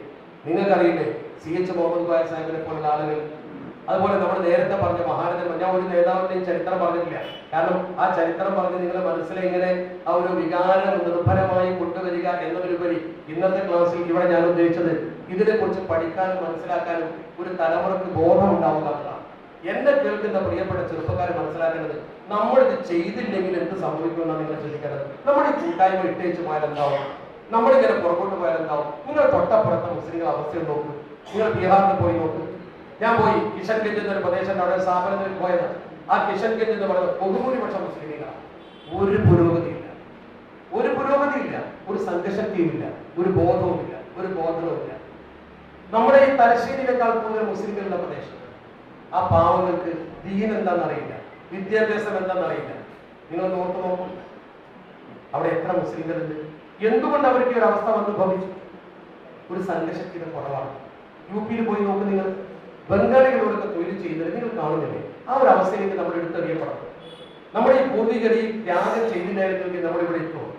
ഇപ്പൊ നമ്മുടെ കുട്ടികൾക്കുള്ള കുഴപ്പം എന്താ തരും? കുറച്ചൊക്കെ ഗൾഫിൽ പോയി നമുക്ക് കുറച്ച് പൈസ ഉണ്ടായി, അതിന്റെ തൊട്ടടുത്ത് സ്കൂളുണ്ട്, അതിന്റെ അപ്പുറത്ത് കോളേജ് ഉണ്ട്, ആ ഒരു ജീവിത സൗകര്യത്തിൽ നല്ല വീടുണ്ട്. ഇനിയിപ്പോ ഈ സംഘടനാ പ്രവർത്തനമൊന്നും വേണ്ടെന്ന് അവൻ തീരുമാനിച്ചാൽ അവന്റെ തലമുറയോട് കൂടി ഈ സംഘശക്തി ക്ഷയിച്ചു പോയാൽ ഈ നിരീക്ഷണ നിർബന്ധവാദികൾ നമ്മുടെ തലക്ക് വീട് കയറും. ഇപ്പൊ ഇന്നലെ മിനിഞ്ഞാന്നൊക്കെ സോഷ്യൽ മീഡിയയിൽ ഓടുന്ന ഒരു ചെറിയ കുട്ടിയുടെ ക്ലിപ്പ് കണ്ട നിങ്ങൾ, പെൺകുട്ടിയുടെ ഒരു ചെറിയ പെൺകുട്ടി, യുവതി എന്ന് പറഞ്ഞാൽ വലിയ പ്രായമില്ല. കുട്ടി പറഞ്ഞു, ഞാൻ കമ്മ്യൂണിസ്റ്റാണ്, എനിക്ക് മതപരമായ താല്പര്യമൊന്നുമില്ല, ഓരോരുത്തരും അവരവരുടെ കാഴ്ചപ്പാട് വെച്ചിട്ട് മുന്നോട്ട് പോകണം, മതം നമ്മൾ നിയന്ത്രിക്കാൻ പാടില്ല, തനിയെ തട്ടം ഒരു പെൺകുട്ടി പറയുന്നത്. നിങ്ങൾ കണ്ടോ ആ സോഷ്യൽ മീഡിയ? അതാണ് നമ്മുടെ അവസ്ഥ. ഈ അവസ്ഥയിലേക്ക് നമ്മുടെ മക്കൾ പോകണം, ഈ അവസ്ഥയിലേക്ക് നമ്മുടെ സമൂഹം എടുത്തെറിയപ്പെടണം. ദീനുണ്ടാവില്ല, ദുനിയാവും ഉണ്ടാവില്ല. മുസ്ലിമായി തന്നെ നിൽക്കണം. ഒരാൾ മുസ്ലിമായി എന്നാൽ മറ്റുള്ളവർക്ക് സന്തോഷം ഉണ്ടാവും. എന്റെ അവസര സുഹൃത്തുക്കൾ, ഞാൻ യഥാർത്ഥ മുസ്ലിമായ സന്തോഷം ഉണ്ടാവും. കാരണം എന്താ, അവൻ പട്ടിണി കിടക്കുമ്പോൾ ഞാൻ സഹായിക്കും, അവനെ ഞാൻ ചേർത്ത് പിടിക്കും. ഒരു യഥാർത്ഥ മുസ്ലിമിന് ഒരിക്കലും വർഗീയവാദിയാകാൻ കഴിയില്ല, വിഘടനവാദിയാകാൻ കഴിയില്ല, ദേശദ്രോഹിയാകാൻ കഴിയില്ല. അവന് നല്ല മനുഷ്യനായിട്ട് എല്ലാവരെയും സ്നേഹിച്ചിട്ടേ മുന്നോട്ട് പോകാൻ പറ്റും. ഒരു ഉറുമ്പിനെ പോലും വേദനിപ്പിക്കാൻ അള്ളാഹുവിന്റെ പരിശുദ്ധ ഹബീബ് അഷ്റഫുൽ ഖൽഖ് മുഹമ്മദ് മുസ്തഫ സ്വല്ലല്ലാഹു അലൈഹി വസല്ലം അനുവദിച്ചിട്ടില്ല. നബിതങ്ങൾ ഒരു കാര്യം മാത്രമേ ഗൗരവത്തിൽ പറഞ്ഞിട്ടുള്ളൂ, ഈ ഉമ്മത്തിന് ഭിന്നിപ്പുണ്ടാക്കാൻ ആര് വന്നാൽ സമുദായത്തിന് ഭിന്നിപ്പുണ്ടാക്കാൻ ആരെങ്കിലും വന്നാൽ അവനെ നിങ്ങൾ തിരുത്തണം എന്നാണ് പറഞ്ഞത്. അതിനെ പോകും സേഫ് എന്നാണ് പറഞ്ഞത്. അത്ര ഗൗരവത്തിൽ നബിതങ്ങൾ ഒന്നിനെ കുറിച്ച് പറഞ്ഞില്ല. ആ ഭിന്നിപ്പുണ്ടാക്കുന്ന പണി നമ്മൾ ചെയ്യരുത്. നമ്മളെ കൊണ്ട് സമൂഹത്തിൽ ഭിന്നിപ്പുണ്ടാകാൻ പാടില്ല. ആ ഒരു ചിന്തയോടുകൂടി ഈ സംഘശക്തിയെ നമുക്ക് എങ്ങനെ പരിപോഷിപ്പിക്കാം, ഇതുകൊണ്ട് നമുക്ക് എന്ത് നേട്ടം കിട്ടി, അത് വേറൊരു വിഷയമായി ചർച്ച ചെയ്യണം. ഏത് പൊട്ടലും മനസ്സിലാക്കി കൊടുക്കത്തക്ക രീതിയിൽ മുസ്ലിം ലീഗ് കൊണ്ട് നമ്മൾ എന്ത് നേടിയത് കൃത്യമായിട്ട് അക്കമിട്ട് പറയാം. നമുക്ക് ഇനി ഒരുപാട് മുന്നോട്ട് പോകാനുണ്ട്, ഒരുപാട് മുന്നേറാനുണ്ട്. അതിനു വേണ്ട അജണ്ടകളെ നമ്മൾ തയ്യാറാക്കുന്നത് ഭിന്നിപ്പിന്റെ അജണ്ടകളല്ല. നമ്മുടെ സംവരണം വെട്ടിക്കൊടുക്കുന്നു, അത് വേറെ ചില ആളുകൾക്ക് കൊടുക്കുന്നു. സംവരണം വെട്ടിമറിക്കപ്പെടുന്നു, നമ്മുടെ കുട്ടികൾക്ക് ജോലി നഷ്ടപ്പെടുന്നു. എന്താ ഈ കാണുന്നത്? കേരളം എന്ന് പറയുന്ന ഈ സംസ്ഥാനത്തിന്റെ പൂർവ്വകാല തെരഞ്ഞെടുപ്പിനെ കുറിച്ച് നിങ്ങൾ നോക്ക്. നമ്മൾ എന്തെങ്കിലും നേടുമ്പോഴേക്കും ആകെപ്പാടെ പ്രശ്നം, നമ്മൾ എന്തെങ്കിലും നേടിയത് ആകെ പ്രശ്നം. നമ്മൾ കൂടുതൽ നേടി എന്നൊക്കെ പറയുന്ന ആളുകൾ, നമുക്കിപ്പോ സത്യത്തിൽ നമ്മുടെ അവകാശം കിട്ടിയിട്ടില്ല എന്നുള്ളത് ഇപ്പൊ അടുത്ത മേശപ്പുറത്ത് കണക്ക് വന്നപ്പോ കണ്ടില്ലേ? അത് ചോദിക്കാനും മുസ്ലിം ലീഗിന്റെ MLA-മാർ വേണ്ടി വന്നു. നിങ്ങൾക്കറിയോ, 49 ചീഫ് സെക്രട്ടറിമാർ വന്ന നാടാണ്. 49ാമത്തെ ചീഫ് സെക്രട്ടറി ഇരിക്കുക. ഒരൊറ്റ ചീഫ് സെക്രട്ടറിയെ മുസ്ലിം വന്നിട്ടുള്ളൂ. നമ്മൾ 27% എന്തേ നമുക്ക് ഒന്നായി മാറി? നമ്മൾ പഠിക്കണം. ഭരണസിരാ കേന്ദ്രത്തിൽ നമുക്ക് ഉത്തരവാദപ്പെട്ട സ്ഥാനത്തേക്ക് കൊണ്ടുപോകാൻ ആളുകൾ ഉണ്ടാക്കണം. നമ്മുടെ കുട്ടികളെ IAS-ഉം IPS-ഉം ഒക്കെ പഠിപ്പിച്ച് മുന്നോട്ട് സിവിൽ സർവീസ്, KS. ഒരൊറ്റ മുഹമ്മദ് റിയാസുദ്ദീൻ 6 മാസം എടുക്കാൻ അവസരം കൊടുത്തില്ല, അയാളെ പുറത്താക്കിയില്ലേ? ഒരു DGP. ആ DGP സത്താറിന്റെ ചരിത്രത്തിൽ ആദ്യമായി ലോ ആൻഡ് ഓർഡർ പദവി കൊടുത്തില്ല. എത്ര DGP-മാർ വന്നു, എത്ര സമുദായക്കാർ വന്നു, നമുക്ക് ഒന്നേ ഉള്ളൂ. ഇപ്പോൾ DGP അദ്ദേഹത്തെ സ്ഥാനത്ത് വെച്ച് വേറെ ഭരിക്കണം. അവർ മറ്റൊരു DGP-നെ കളിക്കുന്നില്ല, മുസ്ലിമാണ് പക്ഷേ കേൾക്കുന്നില്ല. അതാണ് ആ ഒരു അവസ്ഥ നമുക്ക് വരാൻ പാടില്ല എന്ന് കരുതി നമ്മൾ അതിന്റെ പേരിൽ കലാപം ഉണ്ടാക്കില്ല വേണ്ടത്. പഠിപ്പിക്കുക കുട്ടികളെ, നല്ല നിലക്ക് ഉയർത്തിക്കൊണ്ടിരുന്നു. നമ്മുടെ സമുദായം ഇവിടെ നമ്മൾ എന്തെല്ലാം കണ്ടു കേരളത്തിൽ, നമ്മൾ അതിന്റെ പേരിൽ ആക്ഷേപം ഉണ്ടാക്കിയിട്ടില്ല. നമ്മൾ വർഗീയത പറഞ്ഞില്ല. നിങ്ങൾ ചരിത്രം പഠിച്ചോളൂ. ഇപ്പൊ കേരളത്തിൽ കർണാടക മുഖ്യമന്ത്രി എന്നൊരു കാലത്തെ K. കരുണാകരൻ, അദ്ദേഹം ഏത് മതം നമ്മൾ നോക്കി. അദ്ദേഹത്തിന്റെ കാലത്ത് ഒരു ഭരണത്തിന്റെ സ്ഥിരാകേന്ദ്രത്തിലെ ഭരണത്തിലെ പ്രധാന ഘടകം മുഖ്യമന്ത്രി, DGP, ചീഫ് സെക്രട്ടറി. അദ്ദേഹം മുഖ്യമന്ത്രിയാകുന്ന സമയത്താണ് ചീഫ് സെക്രട്ടറി പത്മകുമാർ. അദ്ദേഹം മുഖ്യമന്ത്രിയാകുന്ന സമയത്താണ് DGP മധുസൂദനൻ. ഒരേ സമുദായത്തിൽപ്പെട്ട മൂന്നാള് മുഖ്യ സ്ഥാനത്തിരുന്നപ്പോൾ ഒരു പ്രശ്നം നമ്മളാരും പറഞ്ഞില്ലല്ലോ, ഒരു പരാതി നമ്മൾ പറഞ്ഞില്ല. നമ്മൾ അങ്ങനെ മതം നോക്കി ജാതി നോക്കി പറയുന്നതല്ല, അതൊരു സംഭവമില്ല. നേരെ മറിച്ച് 3 പേര് മുസ്ലിമാകുന്ന ഒരു അവസ്ഥ വരുന്നതിന് മുമ്പ് ഒരു മുസ്ലിം മുഖ്യമന്ത്രി വരുന്ന കണ്ടപ്പോഴേക്കും ഇവിടെ ചില ആൾക്കാർ പറഞ്ഞല്ല, കുഞ്ഞാലിക്കുട്ടി, മസനും അമീറും എന്നൊക്കെ പറഞ്ഞിട്ട് വേറെ ഉണ്ടാക്കി നോക്കണം. നിങ്ങൾ അങ്ങനത്തെ ഒരു കമ്മ്യൂണൽ പോളറൈസേഷൻ നമ്മൾ പോകാൻ പാടില്ലല്ലോ, ശരിയല്ലല്ലോ. ആന്റണി മുഖ്യമന്ത്രി എന്നോട് ആന്റണി മുഖ്യമന്ത്രി അദ്ദേഹത്തിന്റെ സമുദായം എന്ന് അറിയണം. അദ്ദേഹം മുഖ്യമന്ത്രിയെ para chief secretary Babu Jacob, അദ്ദേഹം മുഖ്യമന്ത്രിയെ പാരാ DGP. നോക്കണം ഹോം മിനിസ്റ്ററൊക്കെ അതൊന്നും നമ്മൾ ചർച്ച ചെയ്തിട്ടില്ല. എന്താ ചർച്ച ചെയ്യാത്തത്? നമ്മൾ അങ്ങനെ നോക്കാറില്ല, നമ്മൾ അങ്ങനെ ഒരു ചെറിയ അന്വേഷിക്കാറില്ല. കാരണം നമ്മളെ സംബന്ധിച്ചിടത്തോളം അതൊരു വർഗീയ സ്വഭാവത്തിൽ കാട്ടതല്ല. വരിക്കും പലരും വരും പോകും, അതിൽ പല ജാതിക്കാരുണ്ടാവും, നീതി ചെയ്യുന്നവർ മാത്രം നോക്കിയാൽ മതി.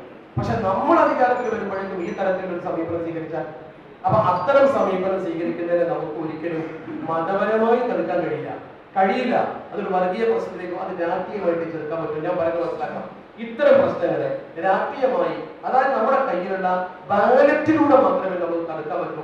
രാഷ്ട്രീയമായ ഒരു പ്ലാറ്റ്ഫോമിൽ എന്ന് പറയുമ്പോഴും മതപരമായ പ്ലാറ്റ്ഫോമിൽ എന്ന് പറയുമ്പോഴും വ്യത്യാസമാണ്. അപ്പൊ ഇത്തരം കാര്യങ്ങളിൽ രാഷ്ട്രീയമായ സംഘശക്തി നമ്മുടെ കയ്യിൽ വേണം. ആ രാഷ്ട്രീയ സംഘശക്തിയെ നമ്മൾ മുറുകെ പിടിക്കണം എന്ന് മാത്രം ഇപ്പോൾ സൂചിപ്പിച്ചുകൊണ്ട് ഇൻഷാ അല്ലാഹ് മറ്റവസരത്തിലാകാം എന്ന് പറഞ്ഞുകൊണ്ട് ഇത് നിങ്ങൾ തുടരണം. മുസ്ലിം ലീഗിന്റെ നേതാക്കളെ കൊണ്ടുവന്ന്, പ്രഗത്ഭരായ ആളുകളെ കൊണ്ടുവന്ന്, മോട്ടിവേറ്റേഴ്സിനെ കൊണ്ടുവന്നിട്ട് ശരിക്കും നമ്മുടെ കുട്ടികൾക്ക് ഇതുപോലെ കാരണവന്മാരല്ല, കുറച്ച് നല്ല ചെറുപ്പക്കാരെ കൊണ്ടുവരണം, പുതുചിന്തകരെ കൊണ്ടുവരണം. നമ്മുടെ കോളേജിലൊക്കെ പഠിക്കുന്ന ഡിഗ്രിയും PGയും പഠിച്ചുകൊണ്ടിരിക്കുന്ന കുട്ടികൾ, അതുപോലെ നല്ല രീതിയിൽ പ്രവർത്തിച്ചുകൊണ്ടിരിക്കുന്ന ചെറുപ്പക്കാർ, അവരെയൊക്കെ വിളിച്ചു വരുത്തി കൊണ്ടുവന്ന്, പ്രത്യേകിച്ച് ഗൾഫിലൊക്കെ ജോലി ചെയ്യുന്നവർ, നാട്ടിലുണ്ടെങ്കിൽ അവരെയൊക്കെ വിളിച്ചു വരുത്തി എല്ലാവരെയും ഒരു ക്യാമ്പയിൻ നടത്തി അവരുടെ തലയിലേക്കൊക്കെ ഈ ആശയം ശരിക്കും പറഞ്ഞു കൊടുക്കാനുള്ള ഒരു പൊളിറ്റിക്കൽ ട്രെയിനിങ് നമ്മുടെ കുട്ടികൾക്ക് നിങ്ങൾ കൊടുക്കണം എന്നാണ് എനിക്ക് പറയാനുള്ളത്. വെറുതെ ഇങ്ങനെ നമ്മൾ കവല പ്രസംഗം മാത്രം നടത്തിയിട്ടും ഇലക്ഷൻ സമയത്തൊന്നും ചാടി എഴുതിയിട്ടും പ്രശ്നങ്ങൾ ഉണ്ടാകുന്ന മാത്രം ഒന്നും കാര്യമില്ല. അടിസ്ഥാനപരമായി ഈ കാര്യങ്ങളെ കുറിച്ച് പഠിപ്പിക്കാൻ നിങ്ങൾ വെച്ച ഈ സംരംഭം വളരെ നല്ല ഒരു കാര്യമാണ് എന്നുകൂടി സൂചിപ്പിച്ചുകൊണ്ട് തലശ്ശേരിയിലെ പ്രിയപ്പെട്ട മുസ്ലിം ലീഗിന്റെ ഈ ദീർഘകാഴ്ചപ്പാട് നേതാക്കളെ ഞാൻ അഭിനന്ദിക്കുന്നു. അല്ലാഹു ഇതൊരു സൽക്രമമായി നമ്മിൽ നിന്ന് സ്വീകരിക്കട്ടെ എന്ന് പ്രാർത്ഥിച്ചുകൊണ്ട് സംഘശക്തിയോടെ മുന്നോട്ട് നീങ്ങാനും ഭിന്നതയില്ലാതെ മുന്നോട്ട് പോകാനും അല്ലാഹു നമുക്ക് തൗഫീഖ് നൽകട്ടെ എന്ന പ്രാർത്ഥനയോടെ ഞാൻ അവസാനിപ്പിക്കട്ടെ. അസ്സലാമു അലൈക്കും.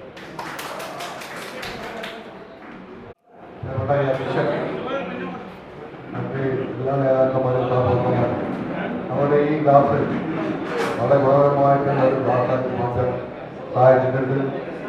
ഒരു കാലങ്ങളിൽ ഇവിടുന്ന് തെരഞ്ഞെടുപ്പുമായി ബന്ധപ്പെട്ടിട്ടുള്ള ഒരു വിഷയമാണ്.